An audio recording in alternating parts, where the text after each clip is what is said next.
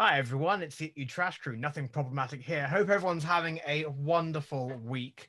We're engaging in some Star Trek. It's wholesome family goodness.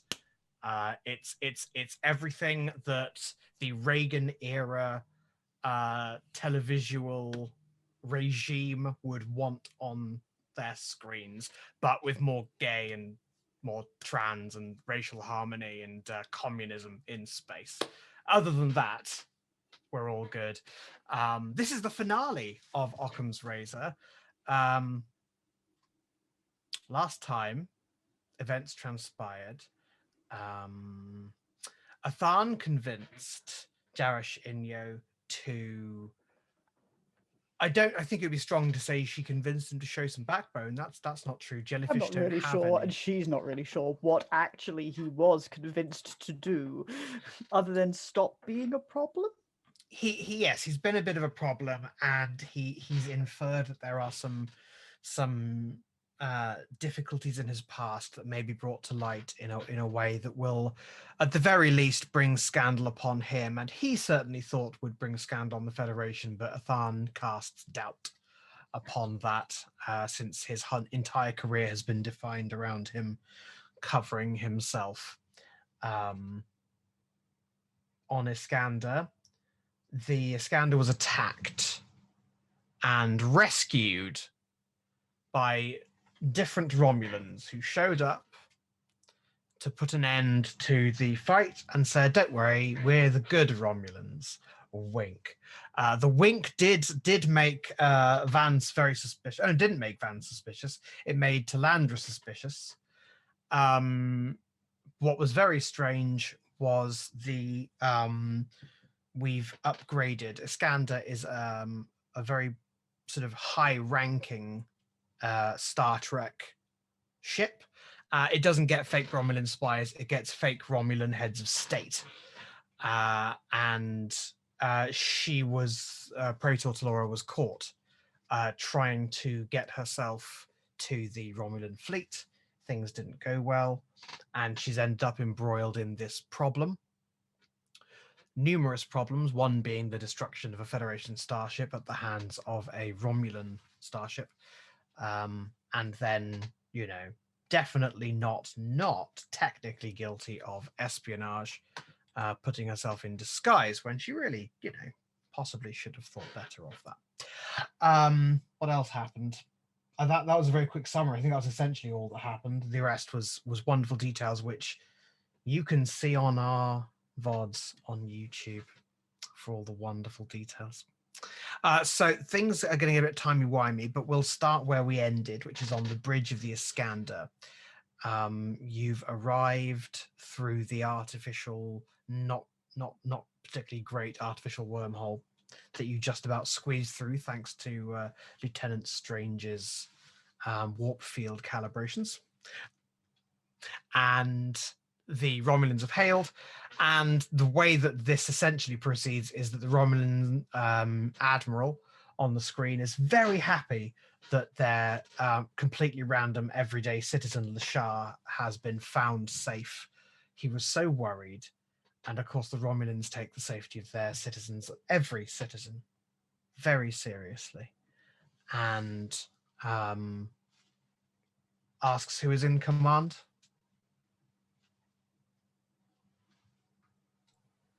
Talandra, who leans up from the piloting panel where she's been, pulls down her uniform front, goes, "I am acting captain."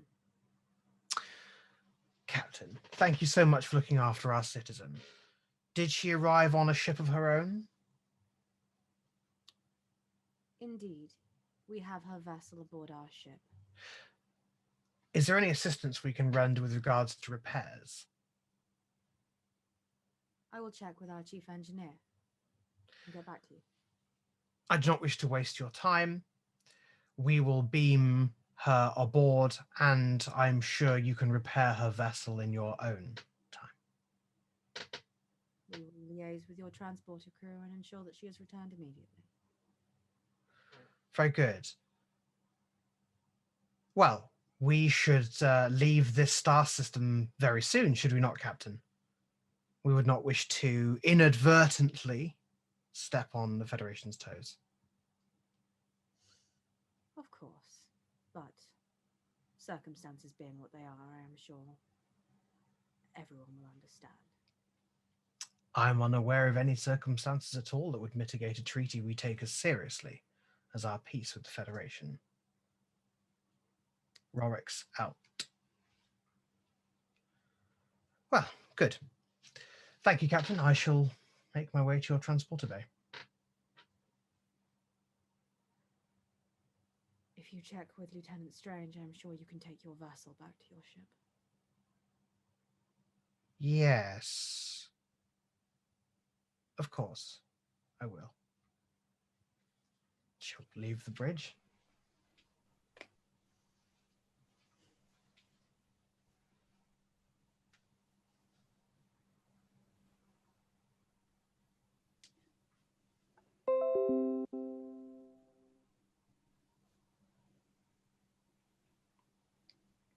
Now you're silent as the grave. Mm-hmm. Nope, You cannot remain hear You're you. mute. dead silent. Fuck's sake. Oh, there you go. There you go. We heard you. Well, I didn't touch anything the first time, and then I didn't touch anything the second time, so... I think you spoke up the second time. Nope. Well, Talandra doesn't say anything. Okay. All right, but I guess that's the end of that then. The thing she said when I was apparently muted was, tell me when she leaves the ship. Mm-hmm. Yeah, essentially, a few minutes later, you get a report from the shuttle bay that Lashar's shuttle has departed, and you can. Before it goes, there's one thing that Strange would like to do with the shuttle, which is basically make sure that nothing that's important and Starfleet is on there, because he doesn't trust the Romulans with having anything. The only thing that's Starfleet that's on there are those ODN couplings. There's nothing particularly proprietary about those. Oh, okay. In that case, after just a cursory sweep to make sure that there's nothing, he'll leave it alone. 100%. You still have not found this purported explosive device. If there is one, she's taking it somewhere else. That is certainly one of the versions of events that could be happening. Yes. If it exists, it's a her problem now. If it exists, a her problem, Correct. or possibly she's left it behind somewhere on Iskandar. Either way, Shoved it up her shirt while she left. She stuck it up her jumper. Just get rid of the one problem, and then maybe a bomb problem, maybe not. Maybe, I First, think we it'd be eat the Romulan. very unusual situation. Explicable reason. And yes, you watch her tiny Vulcan shuttle disappear into the gargantuan Dederidex class, which promptly cloaks, and you assume flies off. Where are we now? Like, what's our stellar position? You are the wee little maggot hole, which is what I call a tiny wormhole. That's revolting, isn't it? I should have thought better of that, but there we go. Has taken you essentially about 20 light years. You're a system over. But we're not in the neutral zone or anything. This star is not considered to be in the neutral zone, no. It would be weird for either of you to be here, because there's not really any way for you to be here if you're not snooping on the neutral zone, but technically no. But as Talandra said, given the circumstances, neither side's going to kick up about it. If there are things we were going to kick up a fuss about, this is not it. No, your ship having recently been partially the Berenike refurnished. Can we go back without going through the wormhole? No. Well, Okay. you can. Yes, you can. You can try to fly directly into the Raxicos system. I'm just... It could be up, over, down. It's all still there. Talandra's just gently worried about the, all the Romulans that tried to kill us in the wormhole. Yeah, essentially, can we return to Federation? I thought the question was, can we return to Federation space without having to go anywhere near the death zone? Oh, I think you meant go back to the Raxacos system. Oh, you can return to the Federation space quite easily. Yeah, yeah. Good, great. We never want to go back there. Why do you want to go back there? To I the don't place want to go back there. The opposite. where you were trapped and almost killed. Yeah, no, absolutely. No, you can quite easily turn tail and get back into Federation territory. Events at the, I'm going to do a bit of timey-wimey, as I said. Events at Starbase Redacted. Essentially, within a day or so, after a few awkward conversations and some public posturing, Jaroshinyo brings the Federation Foreign Service to the opinion that, notwithstanding the sovereignty of the Romulan Senate, the functional sovereignty of the executive branch of the government is far more important, and joins with the Starfleet Diplomatic Corps in recommending to the Presidium that they ignore the appeal of the Provisional Protectorate, which Admiral Markievicz is absolutely delighted by, which you can tell when he slams down his pad and goes, "What a colossal fucking waste of the last 5 days of my fucking life." And that's what he has to say about that. I mean, big fucking mood, Admiral Markovitz.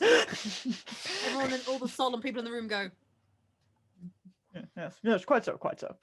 wouldn't have put it that way, but I mean, I think it's a shame that this is how it's gone down, because, you know, the continuing committee is led by Talora, who, even before she appeared in our game, was an enormous asshole. she did a whole murder, a whole mass murder. The Provisional Protectorate is led by Commander Denatra, who is played by Dina Meyer, so she's automatically considerably cooler than Talora. So it's just a shame that the good one went fashy, and the murder one went democratic. The thing is, went I'm not less evil. Yeah, I think they're having a bit of factionalism. I'm not sure if either side is overall more or less fashy than the other. Technically, and I do really mean this, technically, the coup was democratically backed. Partially because the 40% of the Senate were, arrested prior to the vote taking place, which isn't. No. It's not healthy democracy. However, the coup continues. The coup hasn't ended just because Talandra managed to get the magic woman on her ship. hang on, what? I was promised magic. Talora, if Talora was magic enough to stop coups happening, she'd probably be magic enough to prevent. Would be magic enough to not fly into our fucking ship. She did, in fact, she'd also begin a coup several years ago. It wasn't that long ago. Hang on, something about unconstitutional coups. You are not a woman. You are a Romulan. You'll get there. I know you'll get there. I'm gonna workshop it. I'm sure you'll. Something. This isn't a coups. You're a Romulan. I don't like where this is going, so I'm gonna move on. Romulan coups. No, I'm gonna move on. She was saying cow like a Scottish person. Jesus. Let's go to 4 days hence. 4 days hence, the Iskandar rendezvous with the USS. Someone give me a ship name.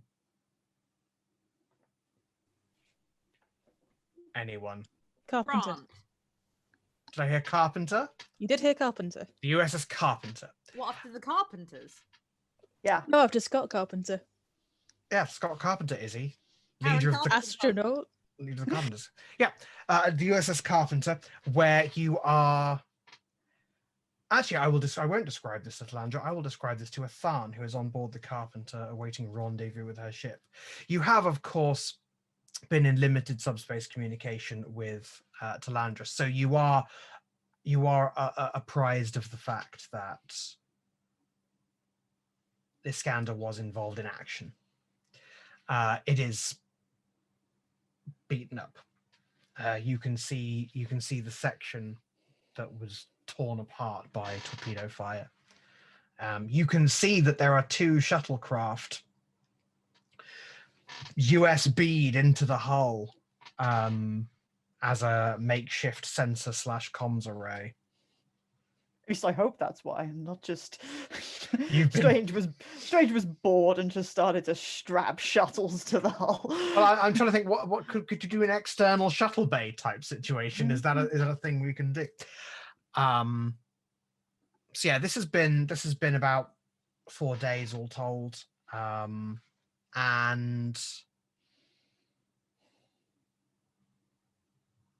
you can either tell me that you beam straight there, or is there anything you wanted to have achieved in the 4 days interceding? Any conversations you might have wanted to have, or feel that Athan and Foster have had all the conversations that they need to have. Definitely don't want to talk to Jaroshenyo ever again. No. No, I think Athan's done her thing. Say goodbye to Foster properly. What did you say? Izzy wants a Foster scene. No, I said say goodbye to Foster properly. Well, they sort of had their concluding scene last time. I think they I don't know whether or not this is Izzy wants Foster. Saddened when the timeline matches back up. Okay, that's Bye, Captain Foster. I feel like Kath and I going back on set after being told we were done for the day. Like, oh, I was getting my makeup off. Okay, back to one, everyone. I'm just mad at you for reintroducing this character that I know that will make me sad down the line. Okay, so don't even say it's Foster. Okay, well, I guess when you're about to beam onto the Carpenter, Foster will be sort of walking you to the transporter pad.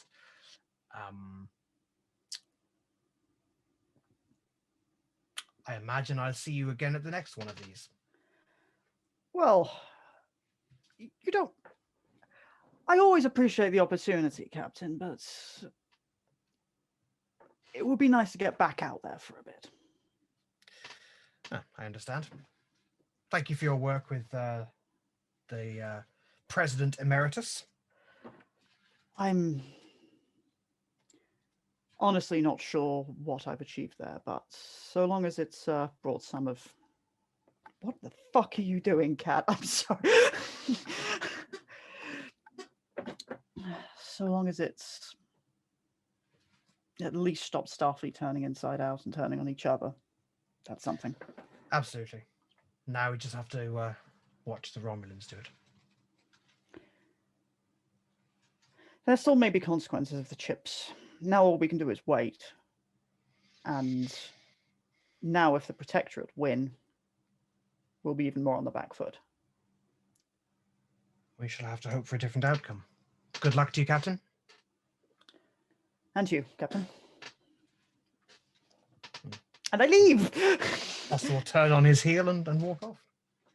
I'm sorry, my cat jumped onto me and then tried to burrow it like through the narrow space between my legs and the edge of the desk, because that was what he had to do in that moment. That was the quickest way to achieve his goals. It was a little unusual. Right. Talandra, you wanted to speak with Captain Redan, I believe. Once we regained Captain Athan, if that was... Yes, absolutely. Absolutely. Didn't know whether... So let's go to Talandra and who else? Zal. Yeah, let's go to Talandra and Zal at the transporter bay as Captain Athan beams back on board Iskandar.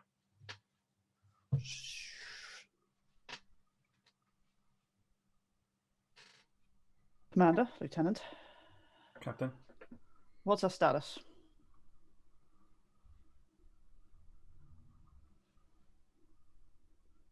Status is as follows. We suffered the loss of 3 crew quarters, damage to a 4th, strained to the point of necessary replacements for 2 of our shuttlecraft, extensive damage to the reflector array, damage beyond field repair to the sensor array, and a total of 13 casualties. 13. Yes, Captain. I have taken the liberty of beginning a list. Very well. Let's get our way back to, I think, dry dock for a little time. I believe such a request was made by Lieutenant Strange. Quite so. Is there anything I need to be made immediately appraised of? Not immediately, Captain, but at your earliest convenience. Well, I suppose all I was going to do now was take a look at all of the projects we've got ongoing to see if I can take any burdens off, but if there's something on your mind. Lieutenant Vance is overseeing the repairs from a command structure. I feel we need to discuss what happened, Captain. No time like the present, unless you have somewhere to be? No, Captain. I guess they walk and talk. Mm-hmm. I guess I have to shed Zal because I'm gonna say some state secrets and like. He O'Brien's into the background. Don't want to pay Zal for this episode. We can't speak. You shush. You shush. It's in that Jeffrey's tube. Just go hunt Casey. He's in sickbay. It'll be really easy to find. Yes. He's critically injured in sickbay. Just upturn his gurney. Captain, for an extensive period of time, we played host to the Romulan Praetor Talora. What? She had disguised herself as a Vulcan pilgrim named Lashar. Why? Owing to civil war on Romulus. Yes.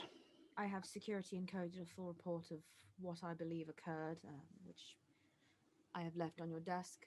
She requested that I omit certain details from my report about her disguise. I see. As you can see in my report, she appeared to express support for peace with the Federation, despite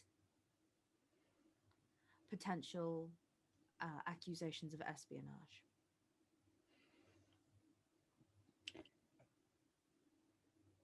I think I will make sure that certain reports end up in certain hands in the hierarchy, Commander, rather than are simply ignored. I am... Sorry, not ignored. You know what I mean. I am increasingly grateful, Captain, that you are a diplomatic captain, for it means I keep no secrets from you, and it is up to you to decide what is said. Starfleet Command and Starfleet and Diplomacy are obviously monitoring the situation in the Star Empire closely. And whilst obviously the standard policy of non-intervention continues, if we are to have a future with Talora, I think it may be of use to certain people to know that it only benefits Talora if nobody knows that a Starfleet ship may have saved her. It may benefit Starfleet if we know that a Starfleet ship saved her. Although I wish to say that she was distinctly unhelpful throughout the process, it was no more than I would have expected from a guest of the Romulan High Command. Commander, that sounds almost prejudicial of you. Simply based on prior experience, Captain. I'd share that assessment.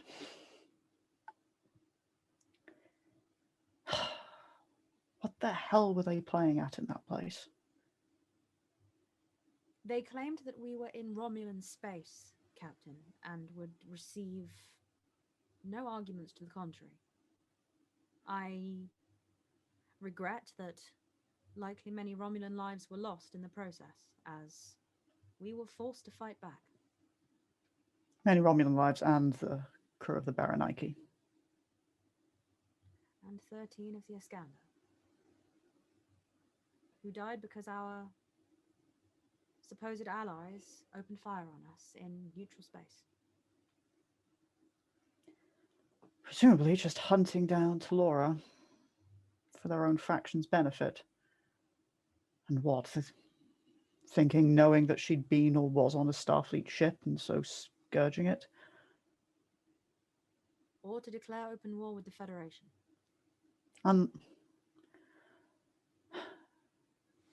Possibly. My instincts tell me that they were moving so boldly because in such a region of space we had no idea what was happening to you, and just as we had no idea what had happened to the Baraniki.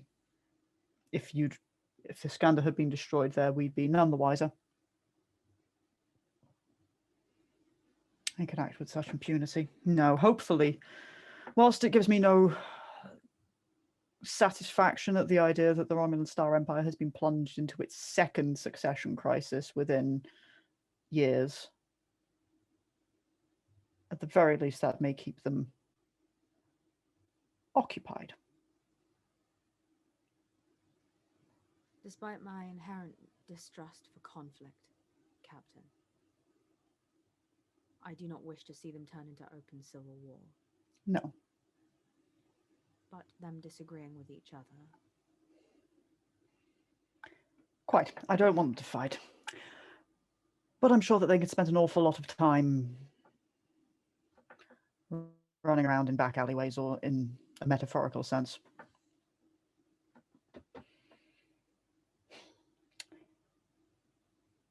Well, I was going to say what's done is done, but that's a rather bleak assessment of the entire affair. It is entirely accurate, Captain. 13. Down their eyes.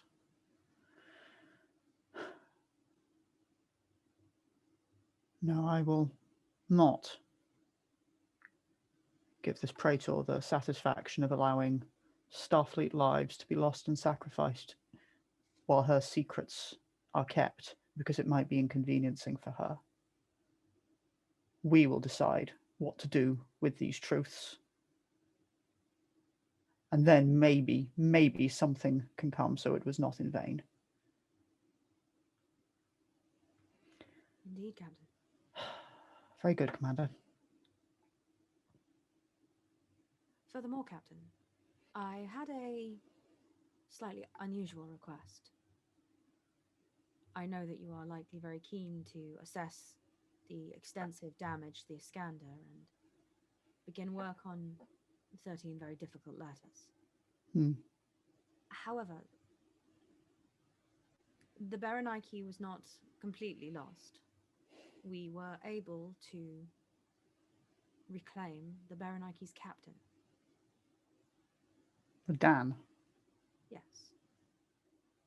Radan, who put himself into a medically induced coma so that the symbiote within him would be preserved. In doing so, saving his own life.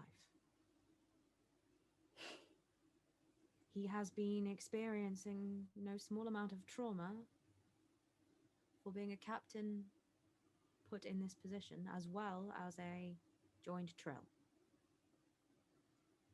You will forgive me, Captain, perhaps if I thought you might have some words that could help him before his court-martial. For a captain who, when faced with the choice between ship and symbiont, chose the symbiont. No, Captain. The ship was lost. His chief of security welded them inside the sickbay, where he feigned death rather than be murdered by the Romulans. It only occurred to me, Captain, that the Baraniki fell afoul of a shoal that they could not have foreseen.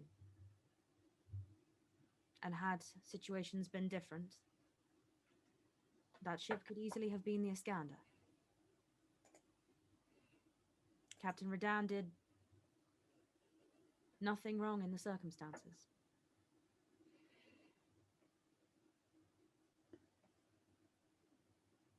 Commander, have you said this to Captain Redan? I believe I have said words to a similar effect, but I am aware, Captain, that my tone is not often comforting.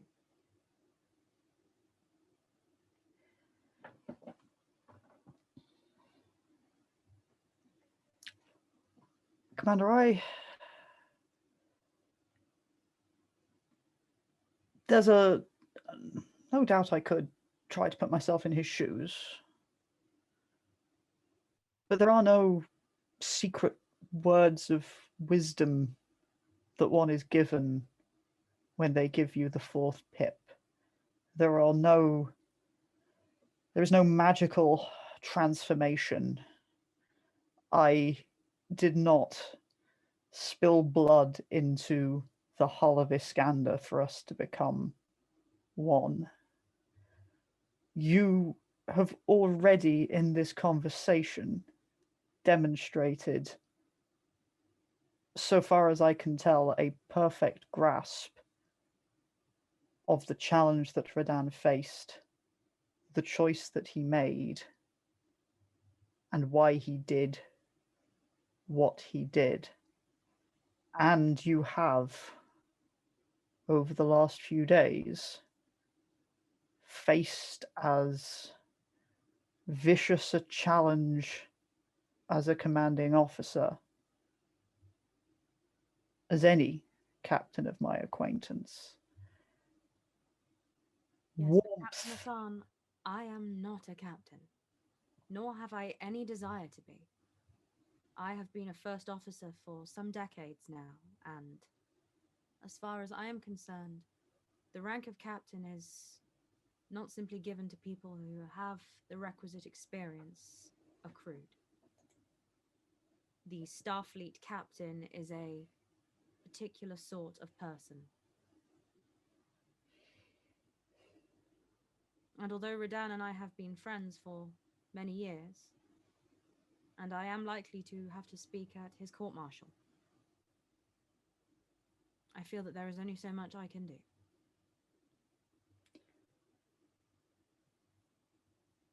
See, I disagree that the Starfleet captain is some sort of separate creature. I will try. We have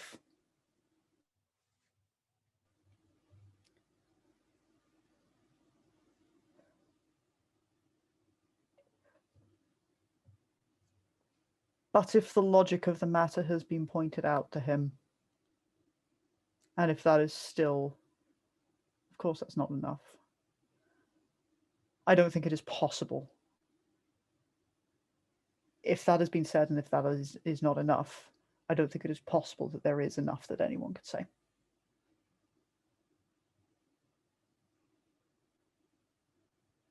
Permission to speak freely, Captain. Go ahead, Commander. Given reports that I received in my line of duty before receiving you as captain of the Iskandar, and given words that Redan said when brought aboard the ship, I believe you have more input than I could ever have, given his opinion of how he deems himself to have let down his symbiote.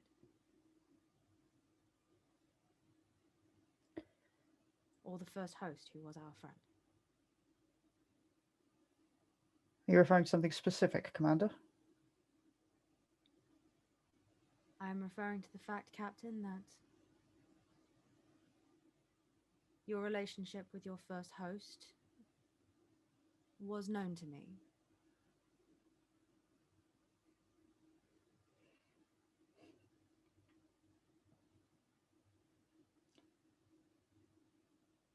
I can speak to him as a Trill. Something I cannot do, Captain. Nor can anyone aboard this ship.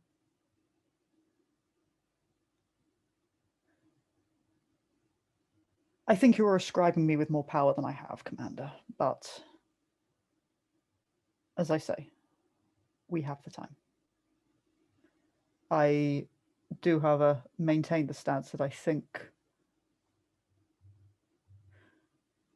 you are doing yourself and your arguments and your capacity to express necessary truths in a way that will still be heard a disservice. I have no desire to argue the point with you, Captain. I do not believe I am capable of false modesty.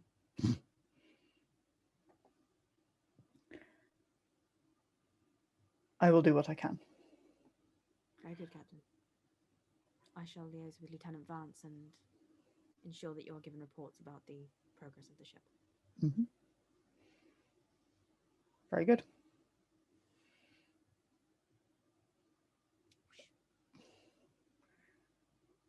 You are being managed. I guess I'm going to talk to Radan now.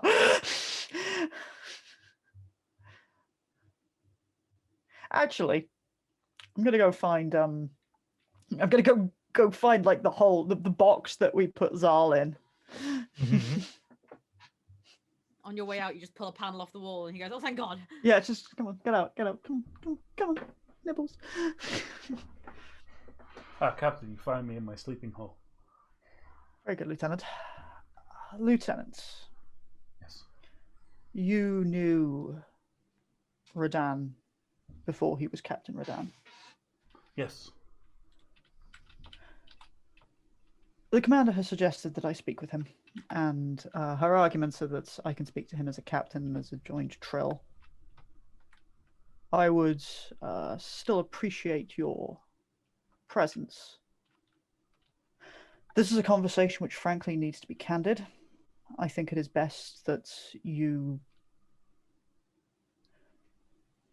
Well, when I say do not bow too much to the proprieties of rank, I still maintains. Utilize your judgment on such a thing. However, I do not know Radan. I do not know Radan's history. I do not know Radan's past hosts. I think if I am to have the slightest chance of... Talandra suggested that Radan may need convincing that he has not failed Radan or Radan's past lives. I think that there will be very hollow words from someone who had not ever met any of them before. There are things that I can say, and I believe that the commander has tried logic. But if this requires a personal touch, I think I may appreciate your presence. I'm more than happy to give it. Let's go. Get into this fucking scene. You out of the box. Yeah, he's been given quarters somewhere. The sort of the fancier quarters you keep for, captains from other ships, guests and things like that. Come in. Step in.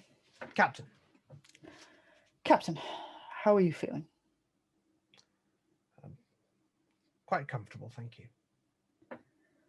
I'm glad to hear it. We're returning to dry dock, at which point I understand that you'll be handing yourself over for investigation and whatever judgments Starfleet Command are to deem necessary. Yes, I've been summoned to Earth for an investigative tribunal preparatory to court-martial. Should we sit? Yes, please, can I get you some tea? I was going to offer from a hosty perspective, but I suppose these are your quarters. Tea would be fine. Sit sort of gestures for Zal too. I think so. Here we are. Thank you. I'll be honest, Captain. Commander Talandra encouraged me to speak with you. And I know that you know Lieutenant Zal from before. Yes. It's good to see you again. And you.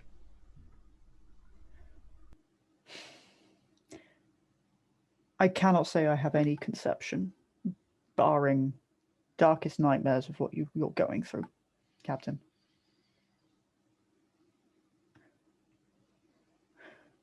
I can only imagine that the tribunal is going to demand that you think very closely, very intently about everything that you did and everything that you didn't do. And sounds like a added awfulness on top of everything.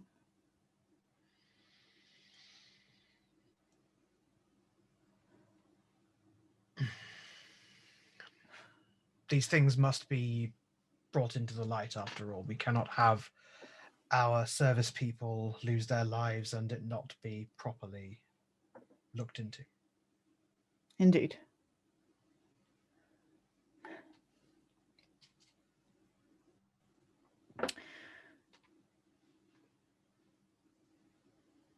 I imagine that I can only make guesses, Captain, and please, if you'd rather not discuss any of this, by all means, say so.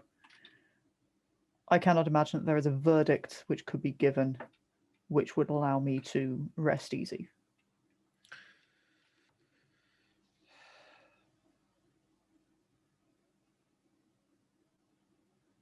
I do not believe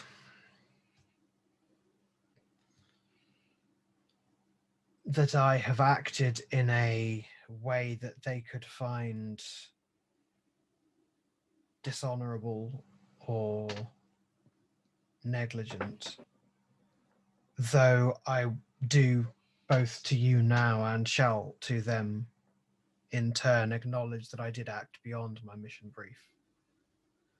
I did follow that terrible instinct that we must all know when to trust and when to ignore. I was sure that there was more Romulan activity in the system than data had previously indicated. As it turns out, I was correct, though that gives me no comfort. I do wish my career, if it was destined to come to an end, would not have come to an end because of bad luck.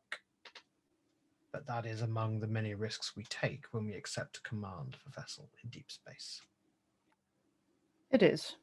I'm at the very least glad that you don't seem to be falling prey to the sort of guilt where we take responsibility in a way where all we're doing is trying to pretend to ourselves that we had power over the horrible thing that happened. I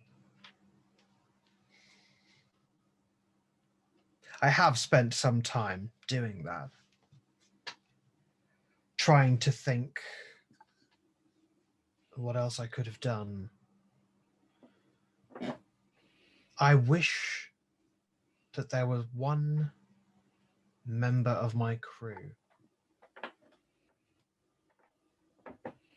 to tell me what I almost believe is true, that they agreed with me, that it was worth,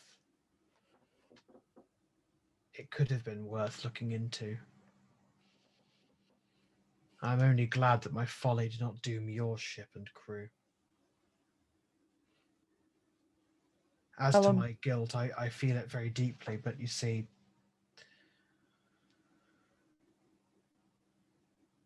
I am trying not to dwell on those terrible hours.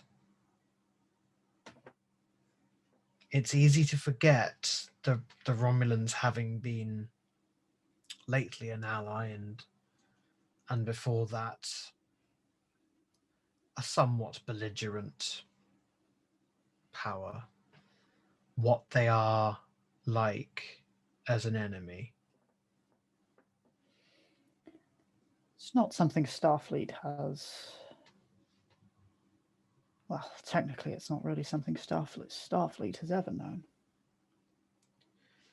Captain, sorry, that is Commander Talandra told me there had been some recent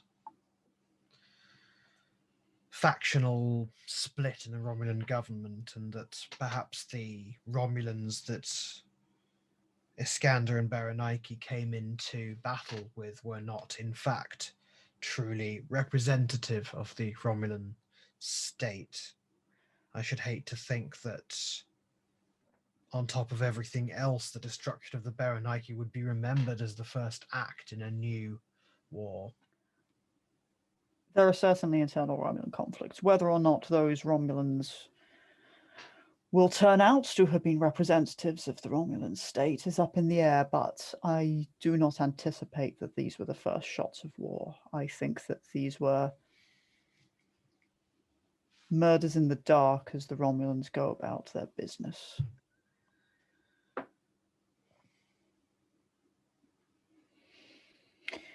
Captain, how long were you in command of the Berenike?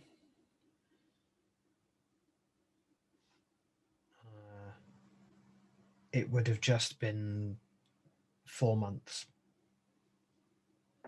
A few days ago, I think. Not long, I'm sorry.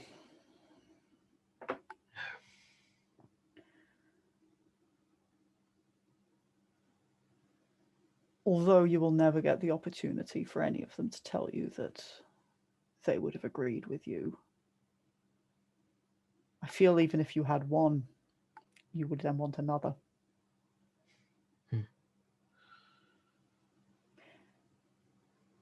And it is not any more about what they can do for you, but what you can do for them.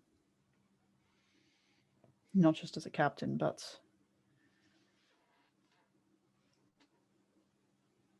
as Radan.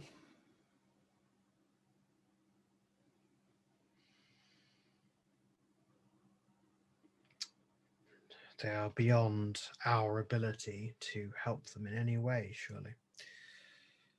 Except, of course, to comment officially that their deaths were not the result of misconduct on their part. Except to remember them, Radan. When Yes. all three of us are dead, when all of their families are dead,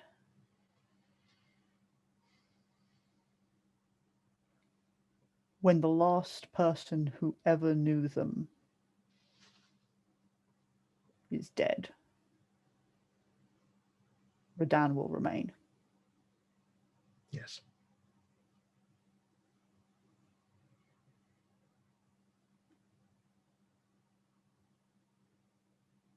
Is that a duty you're ready for?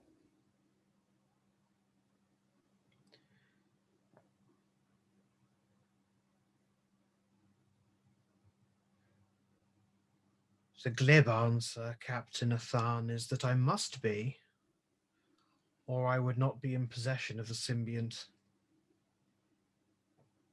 But in truth, I'm not sure I can answer that question. Radan and I are bound. Well, for me it is permanent, for Radan less so.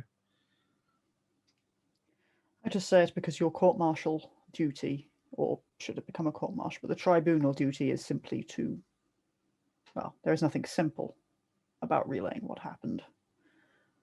The second part is what happens after. What happens after to you, what happens after to Radan, what happens in the decades and centuries to come. Take living, Captain Radan. Yes. We must live with these things. You must live with whatever it was you knew of them. You must live with their deaths. Because that is our duty.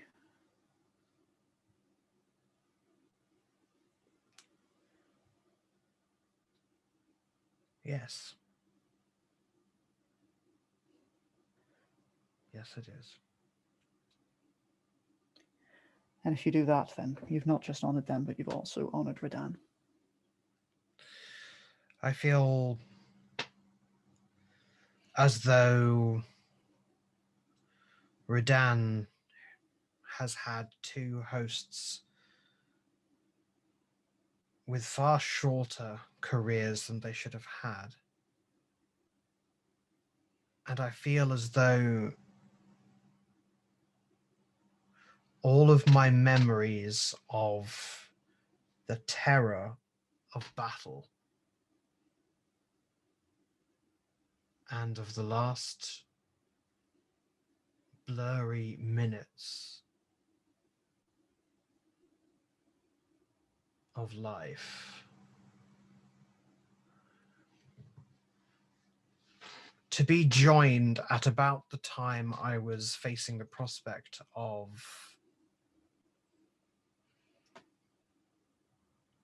which branch of the service I should seek to pursue. And having been joined, I felt that command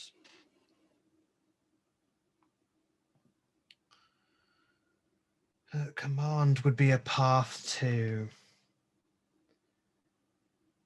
I suppose,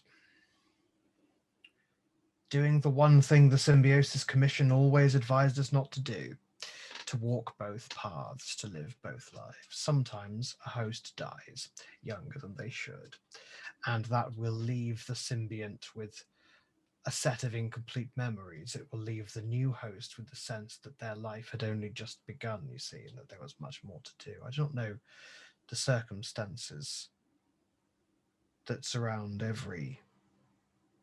Captain, are you joined? I am. And I do not share your particular experiences, though. I see. I am the second host, and Athan has lived quite a while already. It's strange then, we are both second hosts. My symbiont is so much younger. Or at least has so fewer memories. I am not concerned that Redan's future hosts will look back on this one with shame, regardless of what has happened. It is still my belief that I've conducted myself correctly. But correct comfort and the feeling that one should not be ashamed is not the same as feeling that one should not be remorseful. I agree. And I cannot find a way of reconciling these two things. On the one hand, I did everything I think was correct. I had no control over the ultimate outcome, and yet I still feel as though I wish I had taken an action I believe was less correct. That is paradoxical. I don't enjoy it. I suppose it would help if someone told me they would do the same, but no captain knows. Even if you were to read all of the ship's logs up until that moment, you would not know. I don't think. Unless you were there. I will say this. On grief, on regret, on all of these emotions, there is no right or wrong way that these things are felt and these things are dealt with. Only a duty and an acknowledgement that it is worn or it wears you. You can push it away for the time being. You can turn your back on it. Allow it to sit in the darkness away from you and look at the light that is before you, as dim as that light may be, but it will remain there. And in time, even when it is quite so conflicted to the idea that you did everything right, you wouldn't change a thing, in time, we Andorians believe in hospitality. We let anyone in. Our saying, I do not know how it will translate, but let the grief in. Let the remorse in. Let anything negative that dwells or lingers towards the back of your mind, let it in and let it be a part of you. Because to let it simply sit outside and scratch the door, I think that is more dangerous.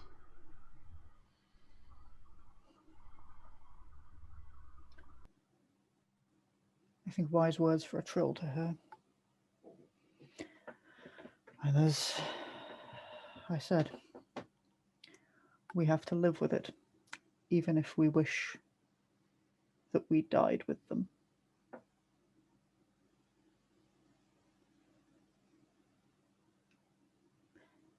That is our choice. We can die or live. I know that sounds overly simplistic, but we have to do one or the other. I am not certain, even now,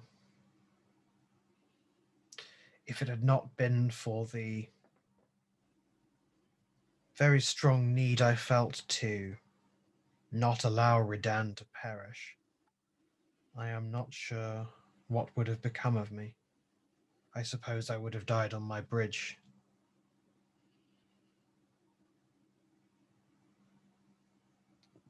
And not been able to warn Commander Talandra, or do whatever good the record of my hearings will do, whatever that may be. Or be able to remember them. I do wish that my first commander was also my last. But I know it is the right thing. It is just such a strange consequence to bad luck. You could be sitting where I'm sitting now, but you're not. 1,000 captains make decisions of equal risk every day, and their ship survives, and their crew survive, and they are not brought to account. People talk of the pluck and daring that defined early Starfleet. And when they talk of the court-martial and demotion of James Kirk, they say it with a twinkle in their eye. It's not like that.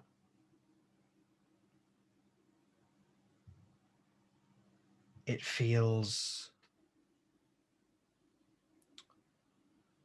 heavy to think that perhaps if my ship were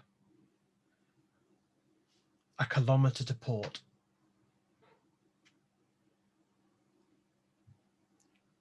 this all might have happened differently.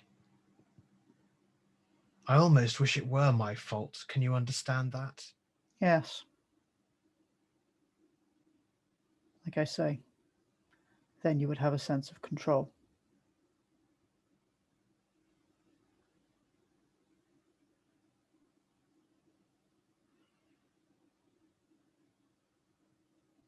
I'm not sure why I have not been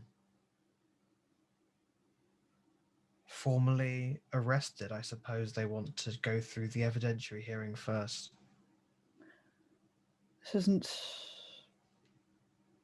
about blame, Captain.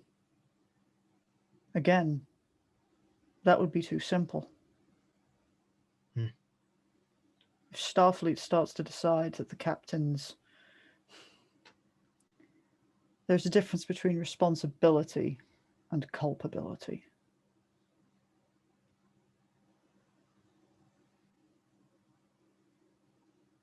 It would still be Starfleet looking to say, go forth, be bold, take risks, and then we'll nail you to the wall when they go wrong. Well, they've done a very good job training me then, because all I keep thinking when I walk about these quarters is how much more fitting it would be for me to be in the cell of your brig. I know that that is nonsense.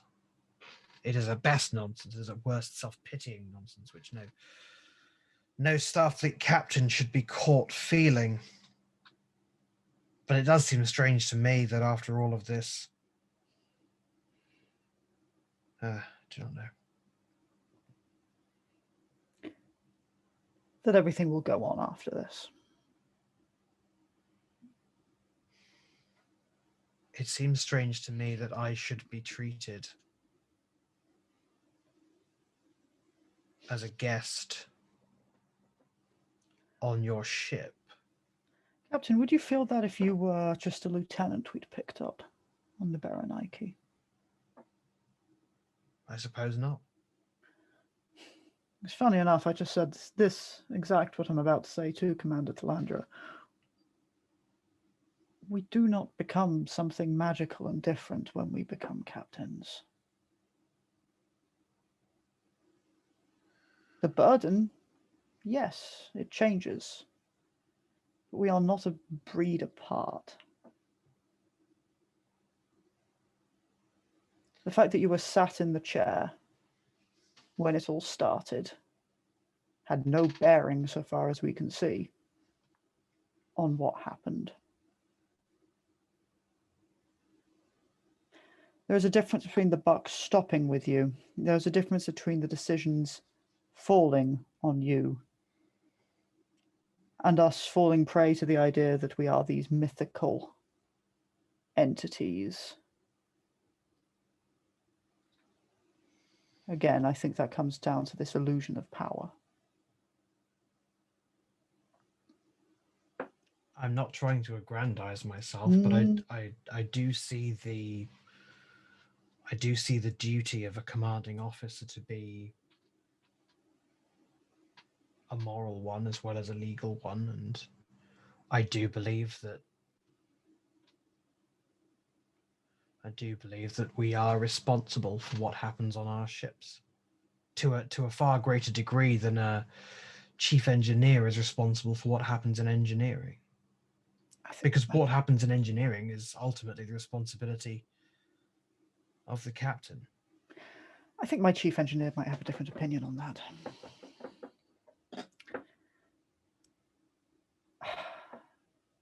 But there's always a line somewhere. Again, without giving us the responsibility of gods with none of the supreme power, a line has to be drawn somewhere where we accept that we cannot dictate the stars or the cosmos, and we should not be treated as if we should have been able to. As you say,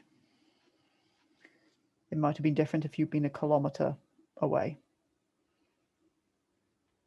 That's the bad luck. That's the unjust universe. We change what we can, and we live with the rest. And I think maybe if anything makes the captain different, it is that we have such a higher both responsibility to live with it and such a harder time of living with it. But those are very mortal burdens and challenges. Yes. And they come from the choices we made to be here, not because we are cut from any different cloth. I don't believe that we are cut from a different cloth, though I do think we choose to wear it. And that there are a great many who do not, and many of them are better for it. Perhaps. Well, thank you for coming to see me, Captain. I appreciate the gesture. Zal, I'm very glad to see you. I hope that Talandra does not feel... Well, I know that Talandra does not feel ashamed, but I hope that Talandra does not think ashamed of me. I do not think such a thing is possible, no. Well, as I say, thank you for visiting. I must return to what remains of my logs. I have to make sure everything is in order. Of course. Good day. If you need me for anything, of course, I'm at your service. Of course. Thanks. We leave. Okay. I think that was perfect. Like that wasn't a conversation Talandra could have had. I think you're perfect. Talandra, I feel bad. Your feelings are noted, but completely meaningless to me. Oh, Talandra, you're such a comforting presence. No, I'm not trying to be. What do you mean? Comforting? Athan was not comforting. I mean, you say that. I actually think that she literally did what Talandra expected of her, which is she spoke about like symbiote shit and was like, yeah, I get it. He didn't want someone to go, no, but like, think about it. His best friends in the academy were Karis, Zal, and Talandra. He's not a kind of guy. What he needed was someone to go, I'm listening. I get what you're about. You're not talking out your ass. But, let's pull ourselves together, shall we? And that's what he needed. He needed tough affection. Or as we call it, taffection. Perfection. I know what I did. Talandra knows her people.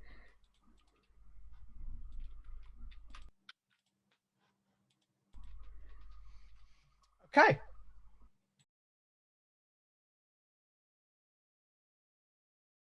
I was muted. It's okay. I unmuted. What I said was, over to you. You are reunited, I guess, on your way to dry dock for repairs. So I will leave it to you to reunite and catch up. Who would like to scene? Casey's leaking places. Casey, yes. Oh, yes. So you have spent the last few days in convalescence. You've not yet been declared fit for duty. I hate that. That is the worst. More than once, Dr. Light has had to stop a colleague of yours contrabanding you a pad with the day's assignments on it. It would just be easier if, to some degree, I was aware of what I was going back to. There's quite a lot of science to catch up with. And I know science. I imagine you do, Lieutenant. However, the mysteries of the cosmos can surely wait until your medical officer has deemed you fit to return to them. Perhaps. To me, it would be light reading. It would be the equivalent of watching an old movie or something. You know that delusions are a symptom for which mandatory leaves of work can be extended. You're not allowed to be sarcastic. I have trouble placing it. I'm afraid, Lieutenant Casey, that I specifically have algorithms in place for just such an occasion. For sarcasm? Absolutely. Bedside manner is a vital part of the healing process. I think those are bad algorithms. I am incapable of taking offense at that. I didn't mean it as an offense.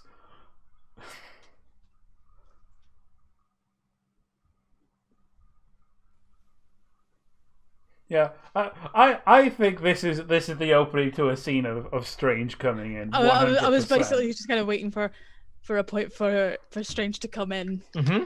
That feels like a good entry point. So yes, Adam's going to come into the sick bay and immediately just go straight to Casey. Dr. Light will go back to his science. Dr. Light is now doing science inside of you. He reaches out a hand. And Adam will take it. How are you? Well, don't tell him, but quite so. You should probably tell the doctor if you're a bit The doctor already knows. I'm just trying to convince him otherwise. Did you know they're sarcastic? Why are they sarcastic? They're sarcastic. It's a terrible affliction. I wouldn't wish it upon anyone. They are programmed to be like, any other Starfleet doctor, and I'm pretty sure Starfleet doctors are trained to be sarcastic. Yes. Even Arcady manages sarcasm. Yes, but at least with Arcady, there's usually a smile and a reassurance at the end of it. That's true. He's openly doing science. How are you, anyway? I'm fine. I'm better now that you're doing better. Yes. Severe burning, mild concussion. I say mild concussion. Full stop. I don't think that was mild. No.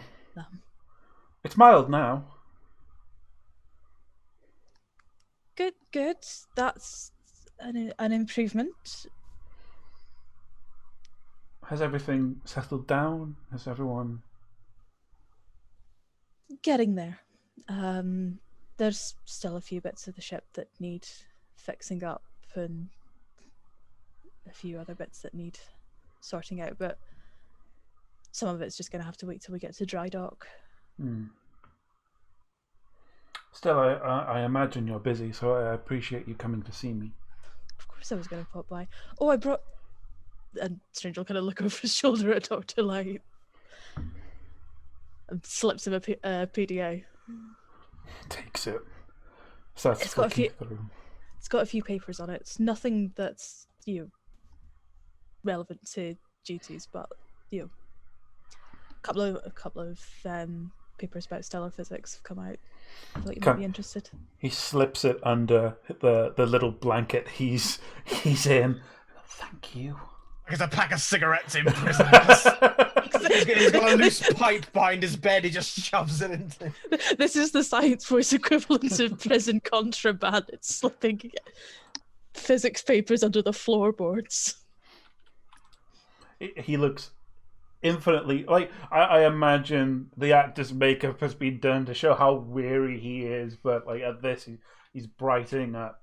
Thank you. You're very kind to me. I figured you were probably being told that you can't do anything. Not a thing, other than rest and recover, while the world carries on without me. Well, these aren't, the most technical. I've tried to pick ones that are, relaxing ones. That's going to be a very interesting tell on how well you know me, as to what you've picked out for me that you think is relaxing. But I'm pretty confident that you've chosen well. I'll look forward to the feedback. Or maybe not if I've got it horribly wrong. Oh, you'll know one way or another, I assure you. Thank you. But I'm glad to see you're on the mend. Yes, bit by bit. Squeezes your hand. Squeezes back. It's going to take a little bit more than a Romulan warbird to take me out, I think.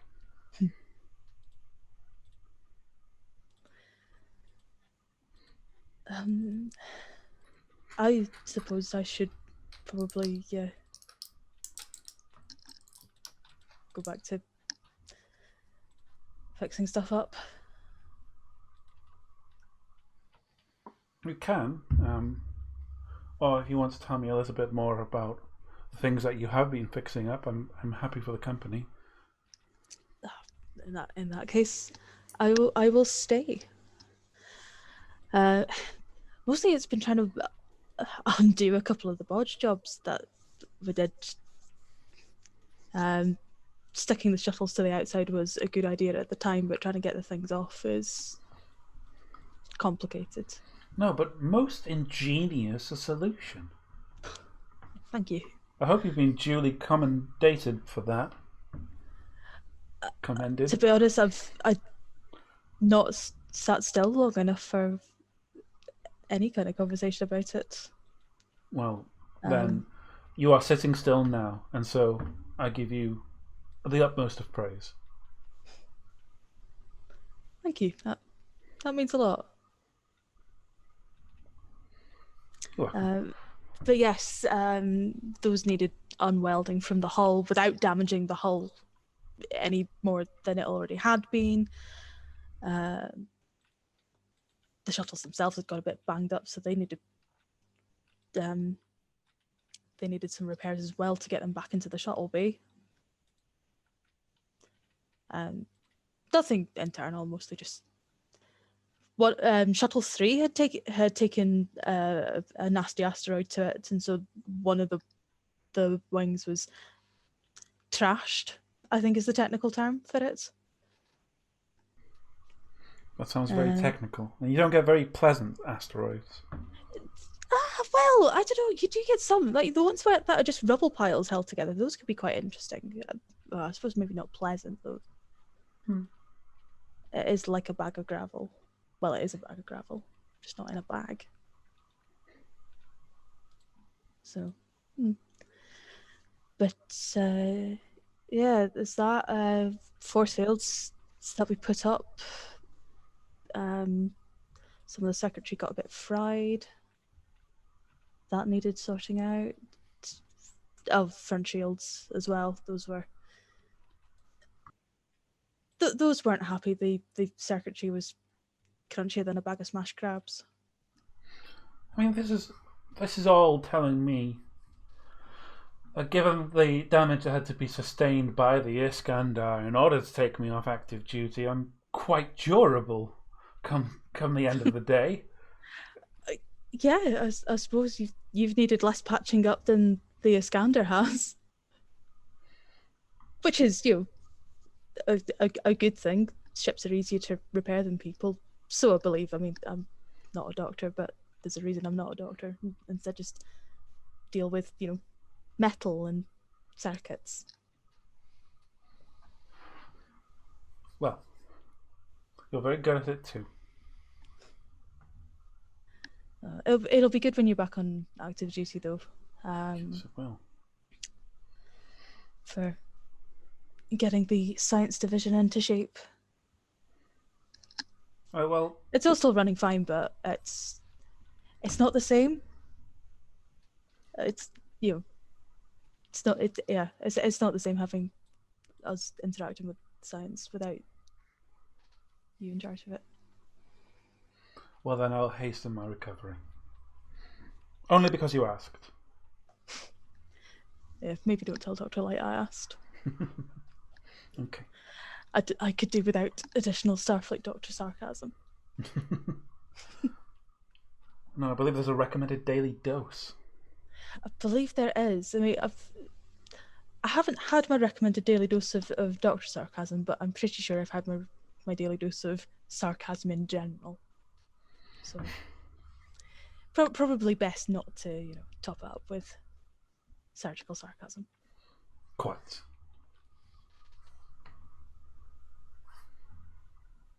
Yeah, I think that nicely gives them a little scene. Very nice. Dr. Light, of course, is a pillar of privacy, but there are sensors all over sickbay, and he is wired into all of them. And the correct dose is 75 milliquips per day. I was wondering how to make quip a unit of measurement, but I like a milliquip. Milliquip's is good.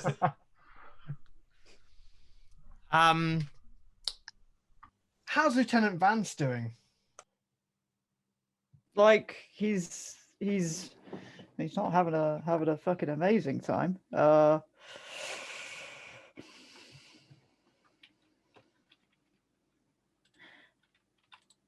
Just trying to figure out the best way of him actually having conversations with anyone, because I obviously don't want him to talk to Athan. No, that would be odd. We'd all like to see it though. I don't know who. I guess. Fuck it, let's do it with Talandra. It makes sense. Come on, Talandra. Our office, I guess. Mm-hmm. Door chime, head on in. Lieutenant. Commander, well, I suppose I was going to ask as the courtesies of how you're doing, but I assume that's a question with a pretty self-evident answer. As all the officers on the ship, I have a great deal of paperwork to do at the moment, but the ship is recovering and we are in dry dock. I could point out that technically that what you have done is explain what you're doing rather than how you're doing.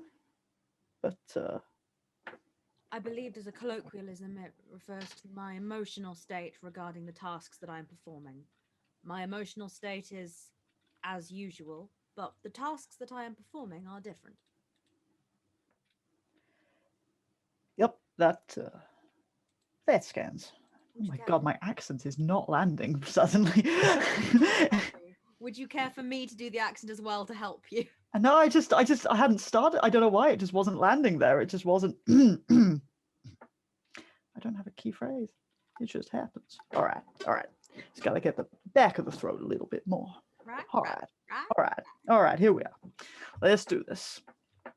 Right. Talandra watches Vance I'm just gonna have a stroke. Just stroke out here. I'm absolutely fine. Medical emergency. Right. That's a yes to the coffee. I mean, I say that. I forgot how to do a British accent the other day. Dr. Light, I think Lieutenant Vance could do with some more belly quips. I'm ready. I've got my big book of quips. I think I need some cornbread and a rodeo. Absolutely no Starfleet doctor should respond to any command with "I'm ready." I'm ready. I'm ready. Doctor, there's 15 people just been blasted with plasma. I'm ready. What? What do you mean ready? I'm ready for this. There's a lot of opinions today about what Starfleet doctors should do for a man who's not a Starfleet doctor, says Dr. Light and Dr. Burrow, who high five. Brat. None of us are. All right. I think I got my vowels under control. They were just, for some reason, not landing at the back of the throat in the right. My vowels under control. It was the vowels. They were all misbehaving. Very worried for you, yes. I'm glad you were concerned. Right. Dr. Light comes in with a suppository. Oh, did you say vowels? Oh, I'm so sorry. I misunderstood the nature of the medical emergency. I will be right back. All right. Problems with your broker's area. I'm so sorry. He needs less sass. Well, no, I suppose, yep, that's pretty much the answer I was expecting. Forgive me. How are you doing? Oh, that wasn't a subtle precursor to getting you to ask. I need to stress that as well. No, I understand, but these things should be reciprocal. Yep, that's the thing. Oh, it's, getting on with work, and also everything for the last few days has been absolutely terrible, Commander, but one carries on. My mother once told me of a human expression that any landing you walk away from is a good landing. I think, isn't that one of Kantos's expressions? Quite possibly. Lieutenant Kantos and I have not often discussed piloting. They and I have slightly different approaches. It sounds like Kantos kind of shares an approach with, well, idioms our mother has heard rather than shares an approach with your mother, unless your mother agrees. My mother was a pilot. It sounds like Kantos and your mother would have had a lot of piloting to talk about. Oh my god! What is this scene doing? Are you hooking up Talandra's mum and Kantos? There are a lot of problems with that scenario.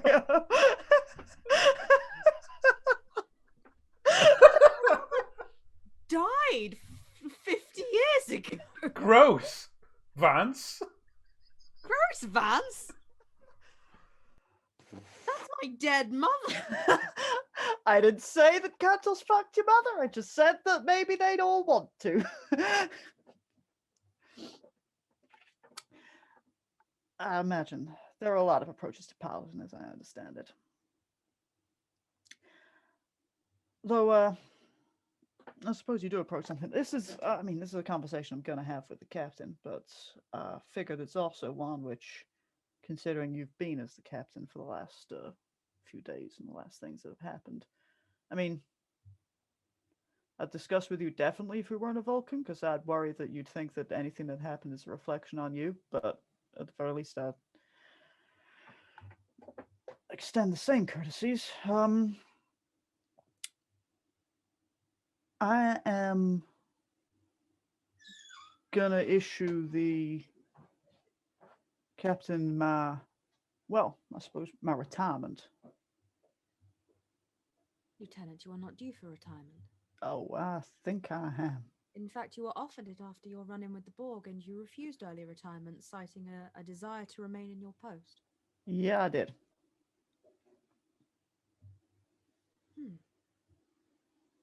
You are a curious man, Lieutenant Vance. That near death and exposure to Borg nanites would not be too much, and yet the run-in with the Romulans. Is this the proverbial straw that broke the camel's back? I'm not sure the words are that it was too much, or frankly, too much happened 4 years ago. Too much happened in the Dominion War. Everything after that has been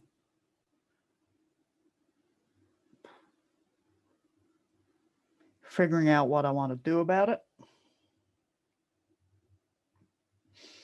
The war happened, I got married, and then my wife and I both carried on to do our jobs. I came to Iskandar because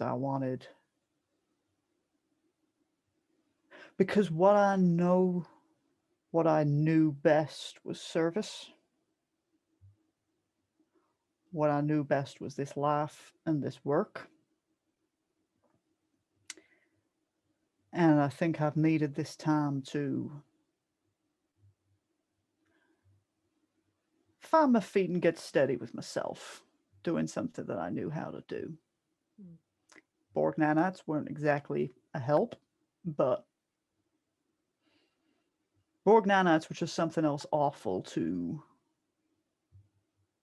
process, deal with, live with, carry on with. And then weeks ago, I had to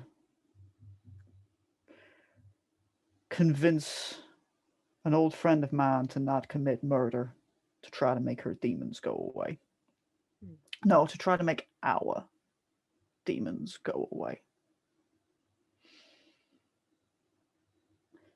I was already thinking then, truthfully, that we make our demons go away by not letting them have power over us. It is as easy and as difficult as a choice.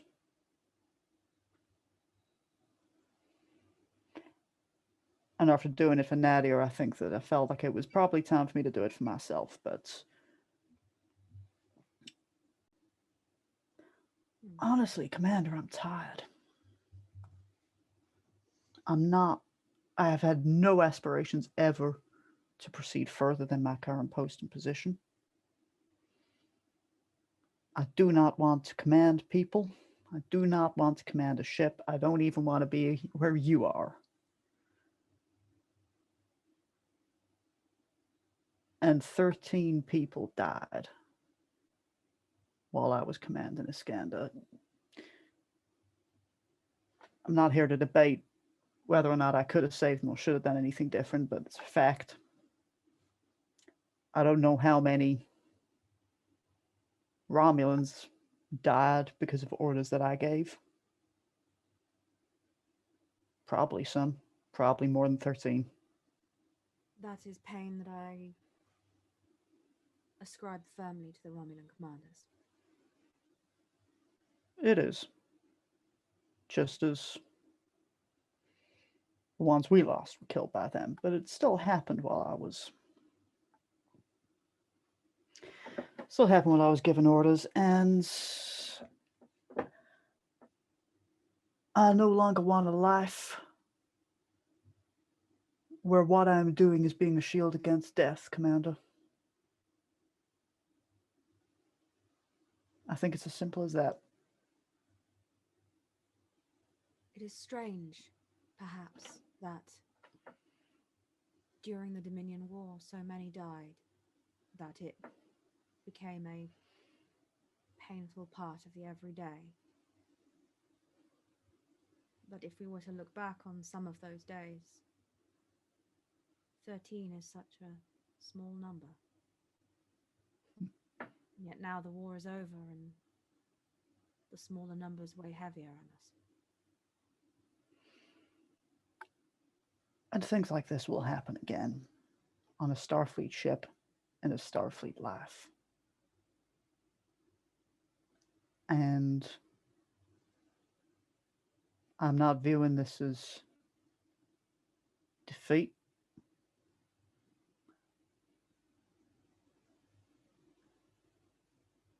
It is just not something I want to saddle up for anymore. I'd rather face other challenges. On the contrary, Lieutenant Vance, I do not think there is anyone who could call this a defeat. It is a great testament to your character that you have not let the war desensitize you to the things that this job entails. And if this is truly how you feel, I think you are making a very wise decision.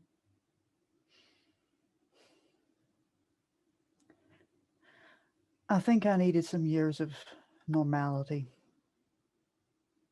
And I've had that with Iskandar. And having seen it, having planted my boots firmly, I think it's time for me to go make a home. There are few who have that honor.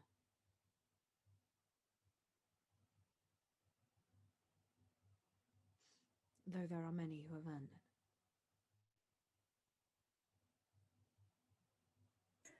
Well, as I say, I didn't want you to...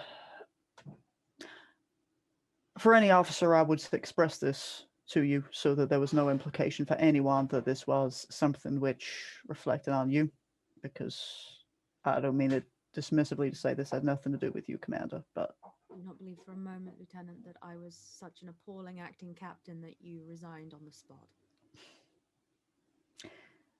I owed you the courtesy of explaining my perspective on things which happened under your command.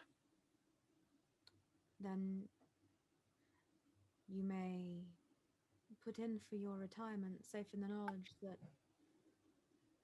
you were an excellent first officer, Lieutenant. Also, I get chills at the thought of that being a... For the same reason that I am aware that I am a perfectly adequate acting captain, but have no desire to make that my full-time occupation. It is perhaps sometimes pleasant to be good at a task that we can then put away again. Yes. Well, I imagine it'll take a little bit of time. It's not like I can just wander off when we arrive. Paperwork and processing. Convincing my wife that we need to go back to Earth because I do not want to go and live on a research outpost. That sounds really boring. I imagine that will be down to her, Lieutenant. It will. Be fine. As far as my role as first officer goes, I shall log your request as of now and keep this. What I'm looking for. Keep this embargoed until you've spoken with the captain. Yes. You may decide how we are going forward. Very good, Commander. That's regarding your eventual retirement, how do you wish it handled from a crew resource point of view? Oh, you mean does Karis get my recommendation to be the next chief of security? No, do you want a party? Oh. Oh, I'm still figuring out how I'm gonna, explain this to people, and I've got a lot of people to talk to before I talk to anyone else on this ship. But sure, I'd go out big.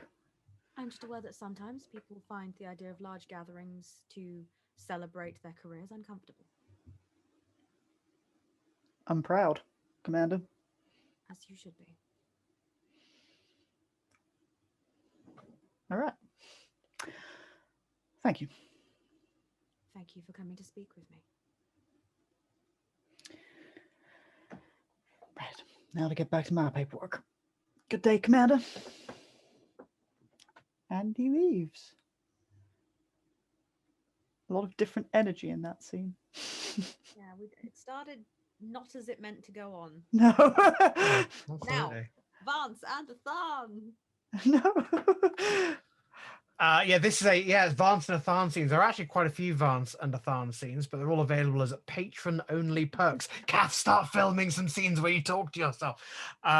If it gets Patreon subscribers, I will one-woman show this bullshit. You can. Gollum. There are two ways to unlock the special Zal Athan scene. Zal Vance. I've got it completely wrong. Athan Van scenes. You can either join our Patreon or you can just physically throw money at Kath in the street. Personally, pay me. Just pay her personally to do it. We'll have no editorial control over it. Which Michael, take a tenner. Go to Kath's house. Tap on the window. Better or worse. I guess I'm not quite sure. So it's coming up to the time where I would normally say, why don't we take a break? But I'm also not completely sure how much more there is that everyone wants to do. And I don't want to take a 15-minute break, then do 15 minutes worth of role play and say goodnight to everyone. That's so fair. How are we feeling? Certainly, I can power through to an early end rather than take a break now. But I don't know. And also, in terms of, it's more about what people do, because I think the only thing I know that I want to do is the thing that you know that I want to do. Yes. But is that a thing to end the session with? It could be on, like, that's not a next, but I'm just saying I have nothing else to bring to the table. Athan has had her scenes, Vance has had his scene, especially as I think any other threads of emotion can be carried on to next episode in terms of Vance. Yeah, okay. Well, I think we'll shall we power through then? So I think just to give an update on, I think the next sort of scene transition is Iskandar in dry dock with the little worker bees dooting around it, putting parts of the hull back in place and installing a new sensor array. I want to do something cool, but I don't think it's a thing that really mechanically is a thing that you do much in Iskandar. Do it. But I want to level the Iskandar up a bit since it's in dry dock. This isn't something that I have the authority to do as a guest GM, but I think it might be cool since you're getting new kit put in that maybe. Getting Go Faster stripes painted on. Go Faster stripes. I was thinking maybe an advanced sensor / science suite or something for some really super awesome sci-fi stuff. I think leveling up the ship is the sort of thing that leveling up the people, where leveling up the ship, Roomba's do cool things, have cool shit. Yeah, I think you've got disco lighting and astrometrics. The ability to use your phasers to project disco lasers. Are disco lasers made of mushrooms? Yeah, that all lasers are actually made of mushrooms. That's a science fact. I get what you did there. So I think the news that precedes is that while Iskandar's in dry dock, the news that Athan receives through back channels, which is probably a communique from Captain Foster, is that the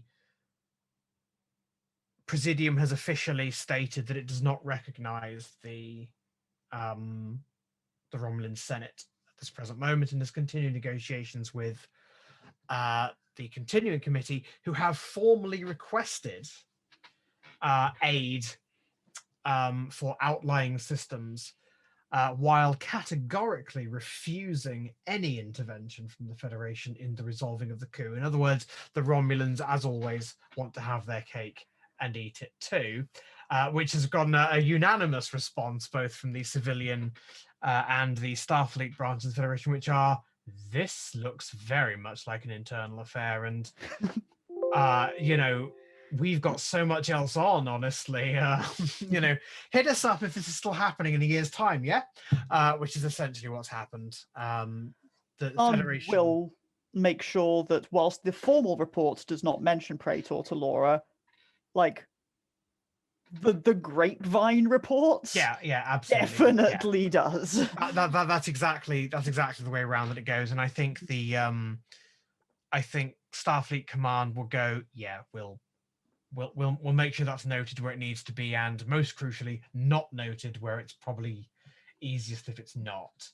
And I think sort of as long as you're convinced that your command staff are to be relied upon, not to put it about the fleet, it's to honestly, I think these days they just don't talk about their missions to anyone.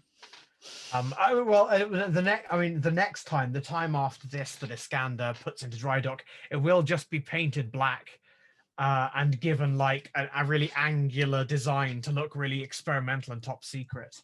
And you'll get those dumb as fuck black comm badges they have in Iskandar. In Discovery. To prove that we're super secret. To prove that you're super secret, you have really distinctive uniforms that not everyone else has. Adam objects strongly to the paintwork. We'll take the stealth stuff, he will take the experimental drives, but he objects to the paint job. Not even a quick, just it's what if you get like razzle paint? Like no Leave her be. Camo paint. Okay, well, fine. So we'll end with Kath's thing then, that being the case. So are there any other scenes we want to do in the meantime? I'm up for anything, though I am aware there aren't that many NPCs left for me to play, so I think I might just sit and nod along with what happens. Tarek, how are you doing? What are you up to? Do you know what? You've poked the hive, and this is what you're going to get. Tarek has put in for a transfer. Wait, what? You little shit! Tarek. Tarek has put in for a transfer. He has heard tell of a training program for ops officers, which he's not allowed to talk about, but he's been accepted for it. And so yeah, he's put in for official transfer to serve at Starbase 37 for the next stage of his career. Does that mean we're opening for a comms officer? You'll need a new chief operations officer. Yeah. Maybe it's Helmsley's time to shine. Well, I don't know. I'm break through the nominative determinism. Helmsley decided I've had enough with piloting, honestly, and I want to be the guy who does the beep boop and tells the captain what's on the starboard bow. Tarek has realised that being an ensign on an Intrepid class, being an ensign chief of operations on an Intrepid class is not good for your career. It's not a career move, honestly. It's where careers go to die. To die. Yeah. So I think he's off to go and do things, and yeah. We need a new GM mouthpiece NPC for the bridge now. And that's Tarek gone. There we go. Oh, shit. It seems so arbitrary. I should explain to the audience and possibly some of the players, I'm not sure if you know this detail, that Ensign Tarek, who by the way was a character I invented, was a character in the Star Trek game that Captain Foster is from. Star Trek Orpheus! That actually is set several years after this. Where I played a joined Trill who had a hollow cat. So sorry, Kath, nothing original under the sun. I know. It was your idea. I know. That's what I mean. That's where joined Trill, who has a hollow cat. Except Dr. Inala Kane was not as nice as Athan. I think Tarek's actor has been cancel culture. I think that's what's happened here. Tarek's actor made a perfectly innocent remark about his Hispanic colleagues, and it's got taken completely out of context. I think he's gone to work in Hollywood. I think. On the back of his problematic remarks.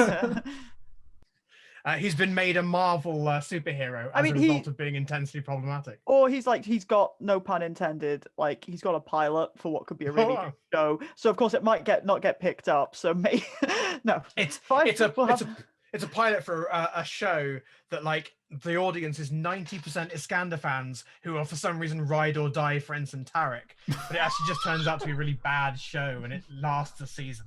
Sorry, Tarek. Sorry, Tarek. So yeah, that's how Tarek's doing. I guess no one should call that bear anymore. Just don't talk to any NPCs. They die or retire. Hey, I want to talk to Talora. There's an explosion.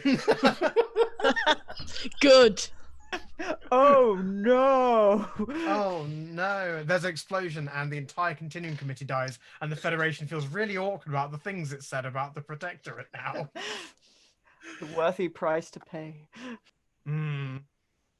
It's exciting, isn't it? It's exciting when something happens in the Romulan Empire. You never know what you'll get next.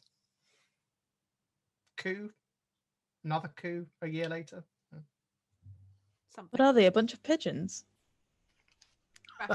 That's very gentle comedy, but I did quite enjoy it, to be fair. So you can have a point. Yeah, fate point. Like, what harm can it do? You can have a let's find out. You can have a fate point. Hell yeah! Yay! Spend all of your fate points immediately.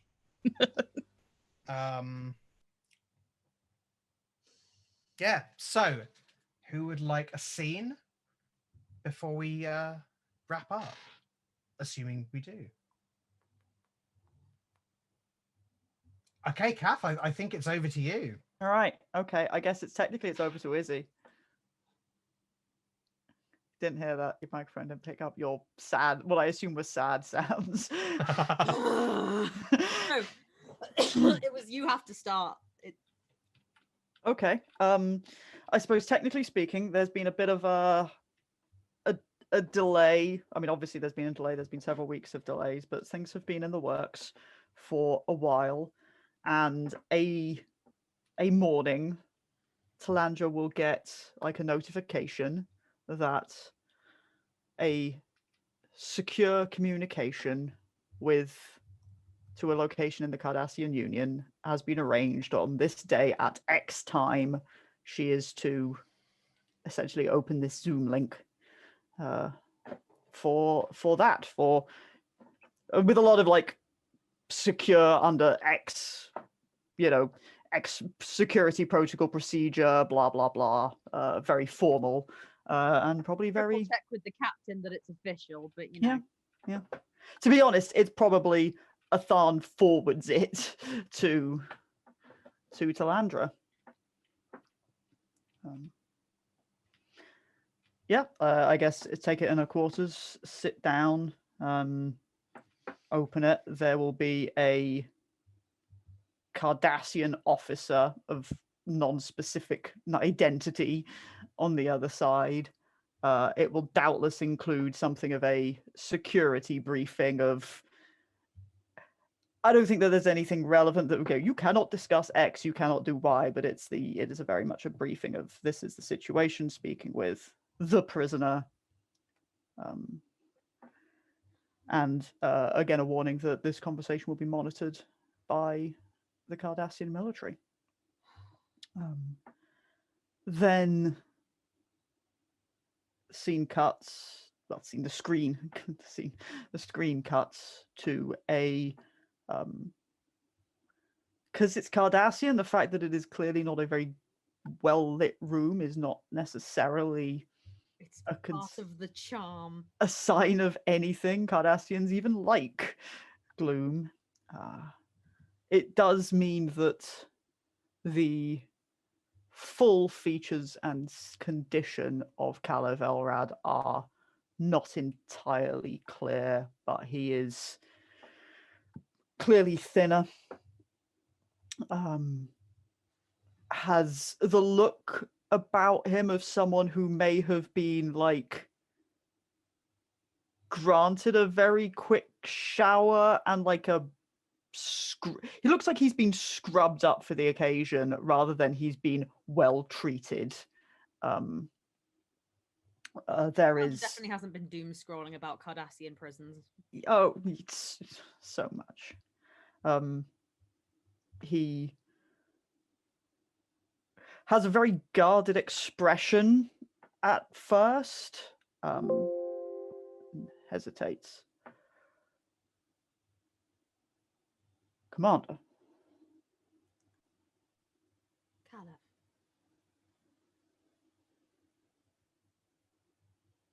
Not Gull anymore, I imagine.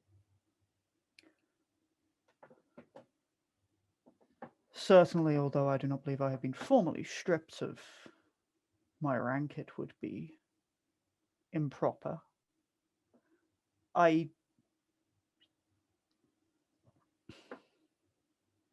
do not know what you can say. Forgive me. May I request that you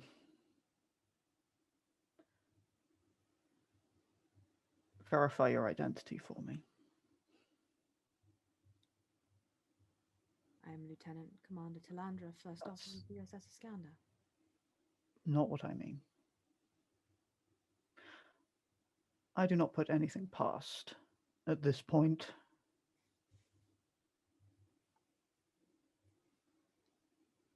I'm sure that there are many efforts which are being made, and there have been many efforts made to get me to express things which I do not wish or have any interest in expressing.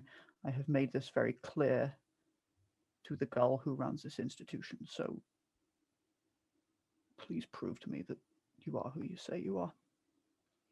Then you should let it be known. I should let it be known that I am displeased. Because The Deep City was far too short to be the last book you left me with. I completed it within a day and a half of our last conversation and have reread it now countless times. I find Kantar's subversion of the tropes of the political thriller to be very engaging, although I think I still prefer the historical elements of the Ebbing Empire.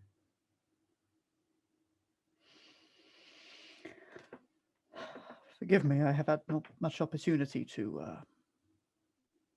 do any reading while I have been here. I imagine not. But my experiences with Cardassian literature have been somewhat soothing. Good. It's good to see you.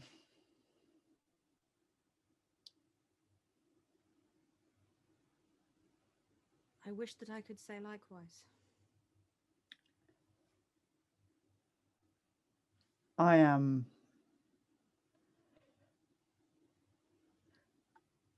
not being unfairly treated.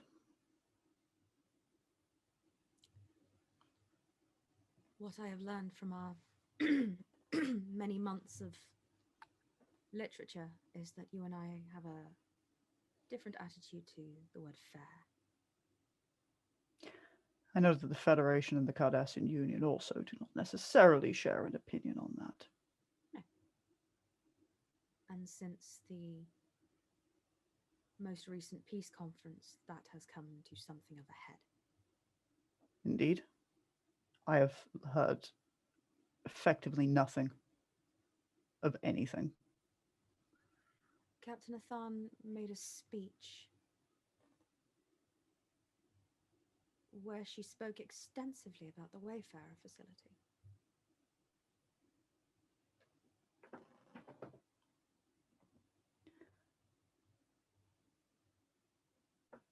I see. That led to this conversation. There were a great many Cardassians in attendance at the summit. I'm sure that aggrieved many people greatly. It did. I had the unique honor of an introduction to Legate Elrod and the new captain of the Trador.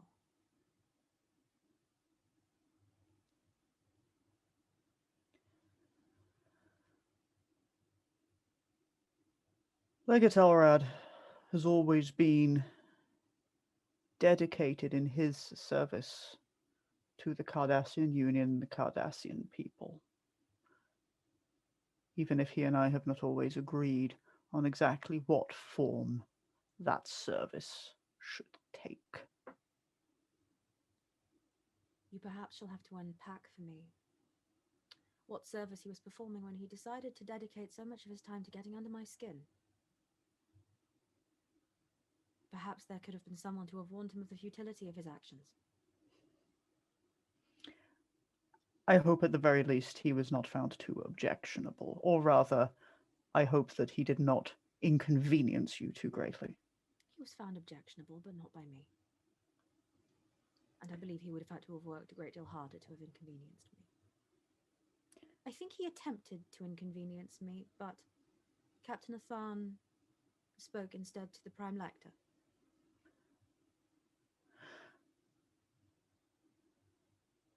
I do believe that the Prime Lector... I have spoken with officers of the Prime Lector's office. I simply, thus far, they have only requested that I reiterate for their benefit, I assume, and for their own personal records, things which I have already said. But I suppose this may have been what prompted a change of the civilian government taking a direct interest in my circumstances. I cannot tell you exactly what the captain has discussed, for I do not know. But I believe the intention is to make this less of a military matter and more of a civil. Is there anything I need to do? Given the statement that the captain made at the conference, there will be little point in insisting you recant any of your statements. Good, I have no intention of doing so. I am aware of that. They may seek to punish you for breaking military embargoes. I do not know what concept of time served Cardassia has.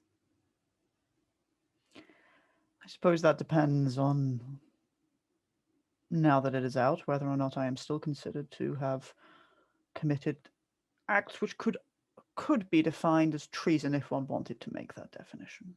I imagine that since the Prime Lector has intimated that he is interested in your case, that is not the verdict he will be pushing for, as it would be, I imagine, impolitic for him to be seen to support a out traitor.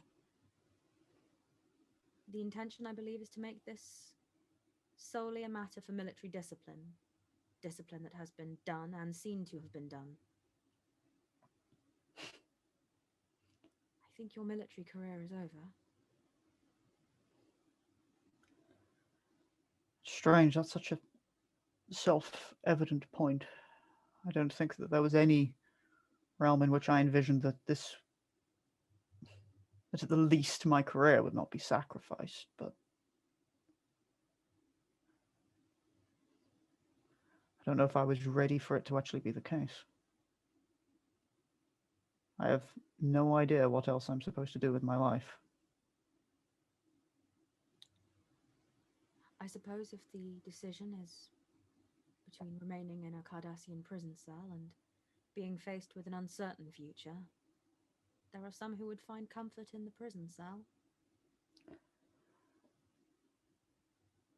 However, if I were interested in the easy option, Talandra, I suppose we would not be having this conversation here like this. No, indeed. Therefore, I must urge you to take the difficult course of action and make extensive plans for the future.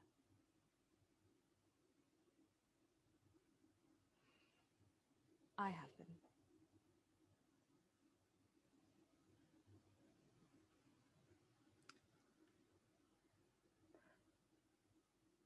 I am sorry I did not give you the chance to do as you originally said, and for you to spread word of the Wayfarer facility. I do not think I regret my choices, but perhaps it was selfish of me to deny you the chance to assist and yet embroil you in this anyway. If it is a question of which of us had pride on the line and which of us has had their pride bruised by the encounter, it is far more important to me that you behaved in the matter that would have allowed you to feel pride in yourself. My ego was not bruised by your refusal. My feelings were not hurt. But you have been hurt. And I wish you had not been. But who is to say that my actions would not have led to your pain? I do not know what would have happened if we had gone the other way. I know that a Cardassian had to step up and fight for Cardassia. Yes. However, it would be ignorant of me to act as if I had not in some way declared that I owed you something. Regardless of what you do or do not owe me,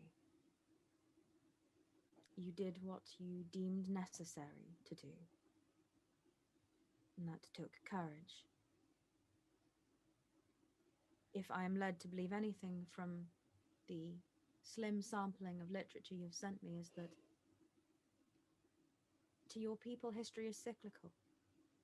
And anything that steps outside of that cycle is a mark of tremendous change, done only by those bold enough to move forward without falling. Or we are dissidents who must be wiped out, but I dare say it was very kind if the Prime Elector allowed for this conversation to happen. It's very kind that he allowed for you to speak with me, Talandra, and give the most precious of messages, a message of, dare I say, hope for the future. You may be called upon to apologize to the military.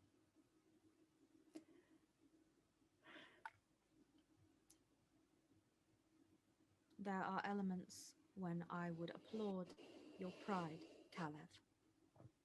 And there are times when I would remind you of perspective.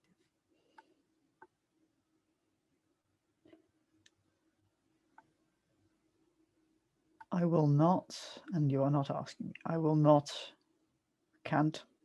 No. However, it is true that I could make arguments that I was doing my duty to Cardassia in a broader sense, but I recognize and will not be coy. I disobeyed orders. I will accept that those actions have consequences, and if what it takes is for me to express remorse that I did not pursue other avenues which would not, I will not keep myself trapped in here because of pride, Talandra. That is all I ask. You have not asked anything else of me yet, ever, and so how could I deny you that?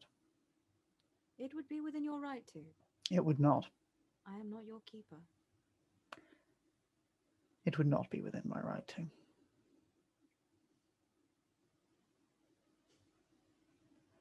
Then I am pleased. for that, if for nothing else in this circumstance.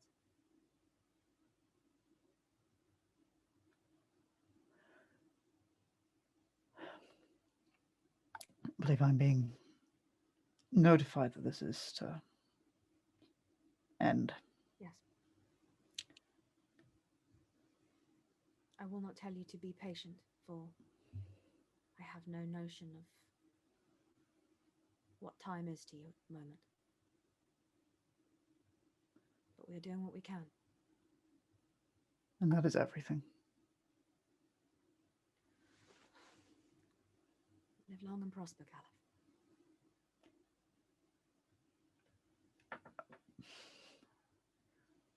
Live long and prosper, Flandra. And the scene changes, the view changes, that big, stark, ugly Cardassian Union sigil. And you're disconnected.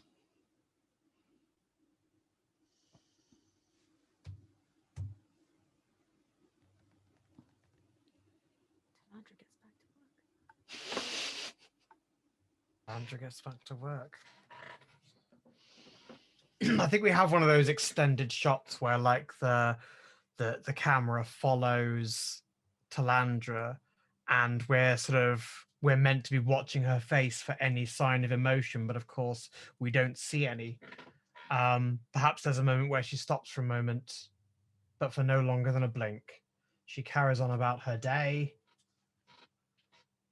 and the shot changes to the external view of Iskandar sitting in the dry dock being repaired and augmented. The end. That was Occam's razor. That's the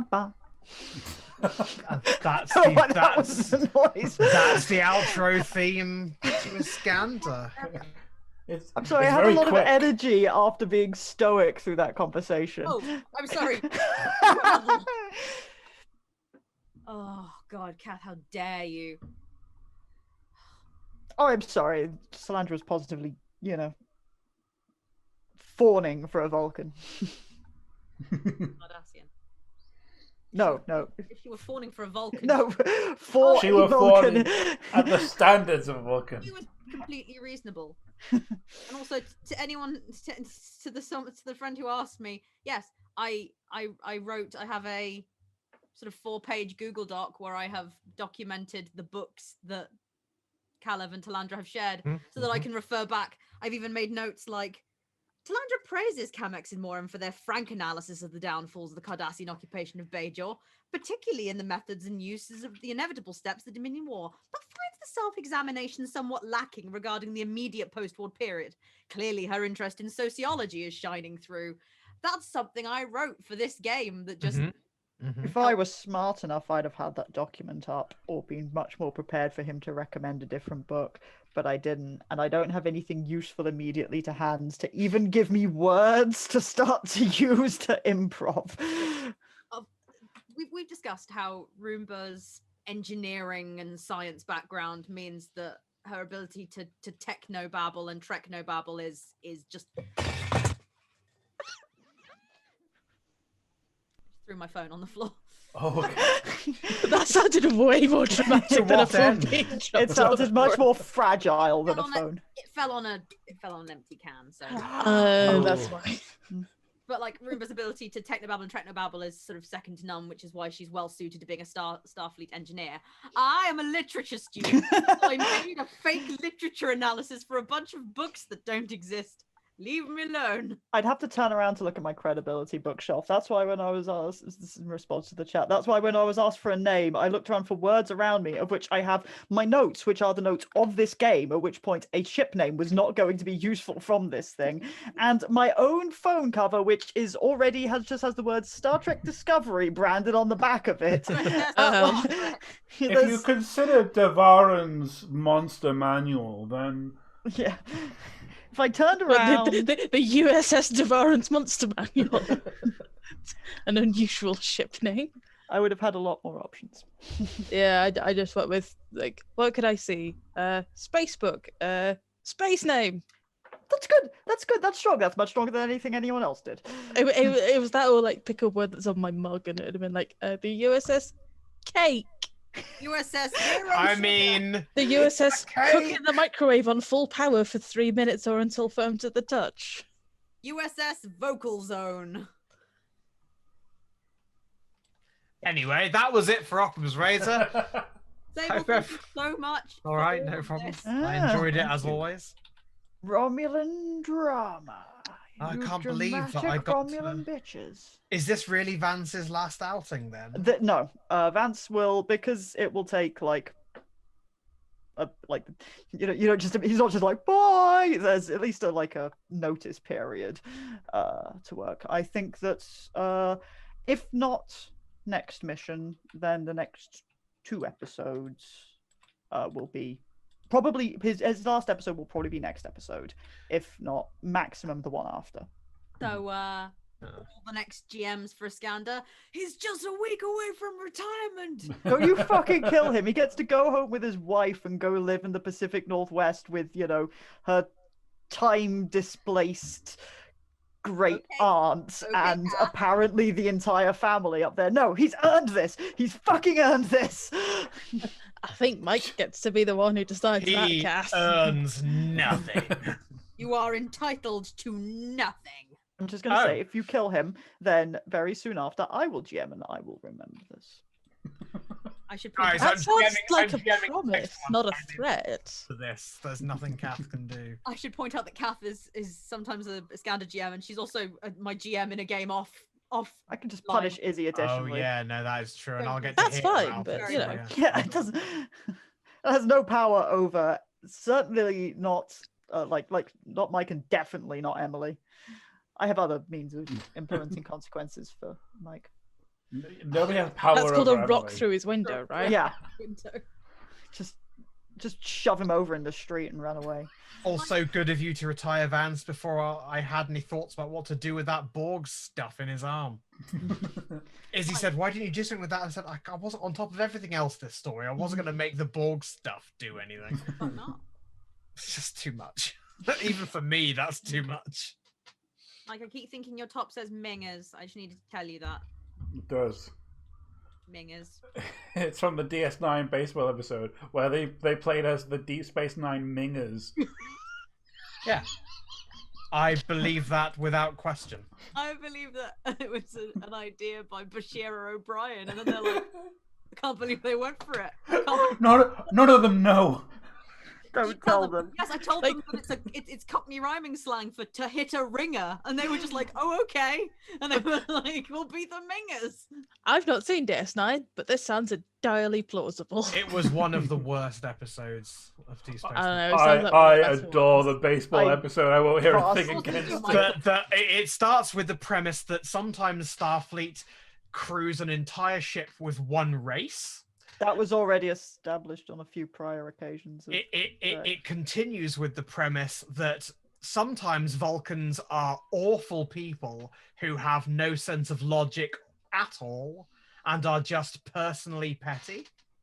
And it continues with the premise that baseball is something that anyone other than Benjamin Sisko in the 24th century. I mean, technically speaking, the entire premise is only Sisko cares, and everyone else cares either explicitly to piss off Sisko or explicitly to support Sisko. Or to suck up to Sisko. And actually, to be fair, there is one amazing moment in it, which is when Sisko prods Odo, who is of course the umpire, and gets sent off the pitch. Also, it's an original Which is series pretty good. conceit of an all-Vulcan ship that came up in the original series. That wasn't invented by Deep Space Nine. Y'all are a lot. Okay, Yeah. sometimes y'all are a lot, and we just need to be Just- quiet. Vulcans just need the quiet time. I'm not judging it. I'm saying that wasn't a conceit made by that DS9 episode. Most other groups don't. It wasn't.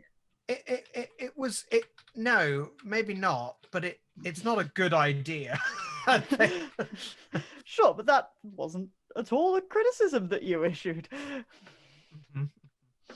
Fair point. Yeah. Look, I Deep know, Space Nine is my favorite series of Star Trek, but the problem with any really good series of a thing is it makes its less appealing moments somewhat there are episodes of Deep Space Nine I've never watched just because I saw the premise and I went, no. Oh, any Deep Space Nine episodes set on Earth? Why are there ever Deep Space Nine episodes set on Earth? Because sometimes we need to go back in time, and sometimes... And you can't go back in time anywhere except for Earth. What are you talking about? The Bell Riots. Yeah, those are really good seminal. episodes. It would be a fantastic Next Generation episode. I would have loved to have watched Picard deal with his inherent classism in DS9 in a way that was very useful. You have definitely you have opinions about DS9. Yes, there are fundamental disagreements here from me too, but I shan't stop being a friend over it. Well, you should. If you love Star Trek enough, you'd end friendships over it. Yeah, if you think that the Vulcans were well written in Enterprise, cease all friendship with me forever. I support certain elements of Enterprise, but if you're there going, I like what they did with the Vulcans in Enterprise, leave. The only halfway decent thing about it is that then we got, the flawed 3 episodes fix job in season 5 of Enterprise, where they went, oh my god, our writing of the Vulcans makes no sense in the grander continuity. Let's do an entire story arc about which changing a pivoting point in Vulcan history for them to become less fucking stupid. Always lurking over that is, why have you done this? Like, how I can't, no, not gonna get into it. I said I wouldn't get into it. I'm not gonna get into it. I'm not gonna get into it.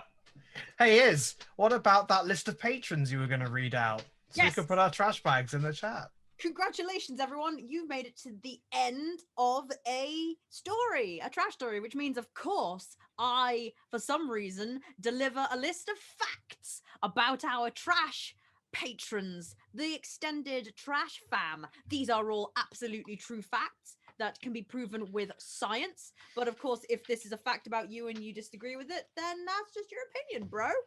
But also, if you wish for me to give you important facts, then you just have to go join our Patreon.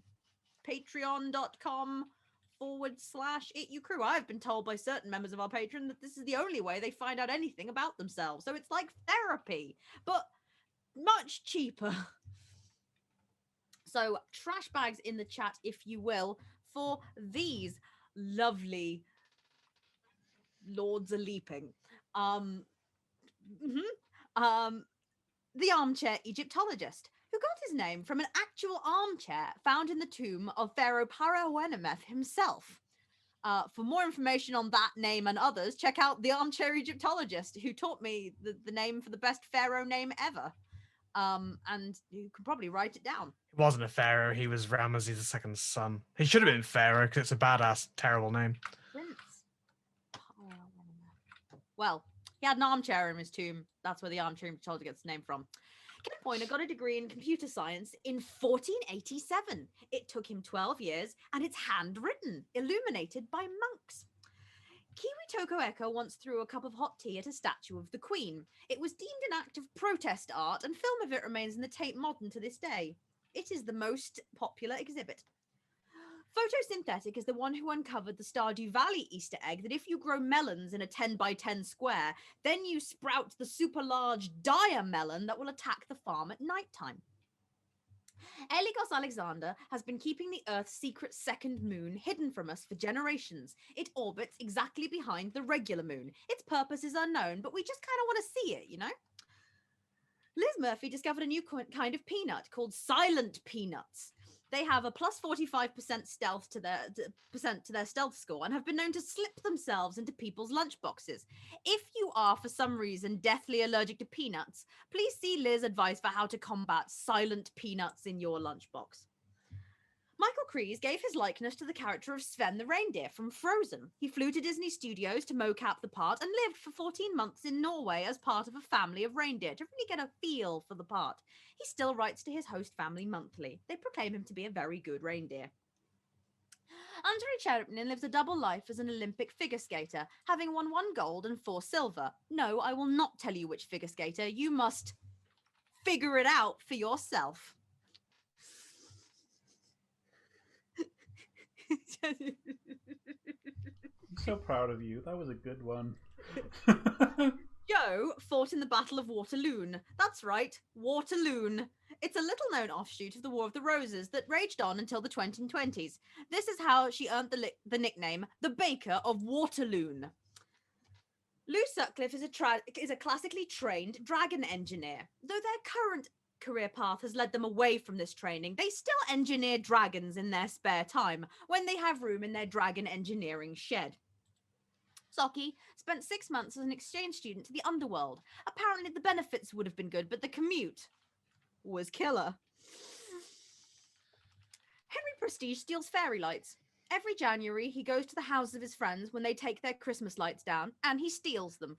It is the perfect crime, because a year later, no one really remembers where they put their Christmas lights and will blame themselves for their misplacement. Caffeine Kitty knows that you must never feed caffeine to a kitty, not because it will make them unwell, but just because they can't handle their shit. 3 Jaeger bombs and they're spouting pure shite in the smoking area of gatecrashers. Sort yourself out, cats, you're a mess. Hobbs 138 perfected the art of always appearing to be blacksmithing. It's a fine art that involves gesticulating with hammers and always being in hot places, but never having anything to show for it after a long day's work. Known deviant and thought criminal Mike Kilburn is the one who comes to your home, steals your left socks and untucks your bed sheets. Always keep a spray bottle of bleach beside your bed to spray at him if he bothers you. It is the only known way.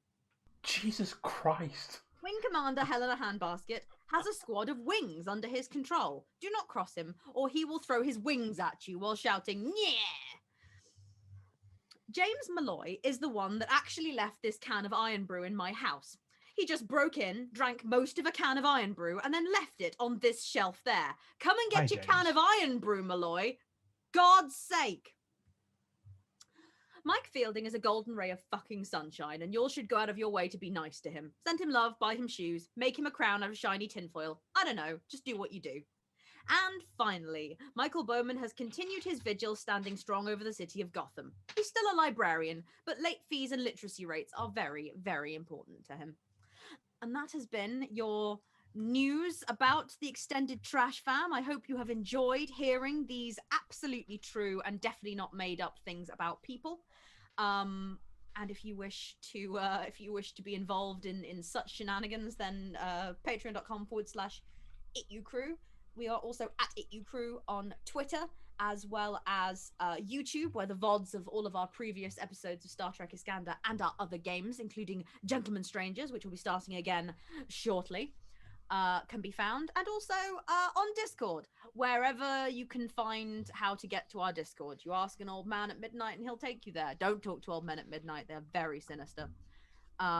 It's like Freemasons. You mention offhand you'd like to join our Discord. Some months later, you receive a letter asking you to come to the lodge for an interview. That's basically how our Discord works. But I hope that you've enjoyed your secret fact about yourself. I hope it has illuminated some deep part of your soul, or at least was a bit entertaining. And don't forget, everyone, keep watching for when the next Star Trek Iskandar is at. Let us know your thoughts on Discord. We love hearing your thoughts. They are very important to us, these thoughts. And take the time now to go and fill up that bottle of bleach, just in case Mike Kilburn comes a knocking. Oh, hey, Mike. When is the next? I thought we didn't have a date set for it yet, which is why I was giving Mike the... Oh, I thought he did have a date for it. Mike, when's the date for the next Iskandar? Next bloody week. Yeah. What? Yeah. Yes. Shit. I thought I was having a week off. I've got holiday plans. You can have a week off if you want. I'm flying to He's That's lying. illegal. Lying. I'm flying and lying. Flying and No. lying. Indeed, we'll be returning. I'll confirm the dates. I appreciate I have not checked everyone's availability. I haven't checked his availability. But yeah, I'm indeed going to press a button now and reveal the title to everyone on the stream. See you next time, everybody. Bye. Bye.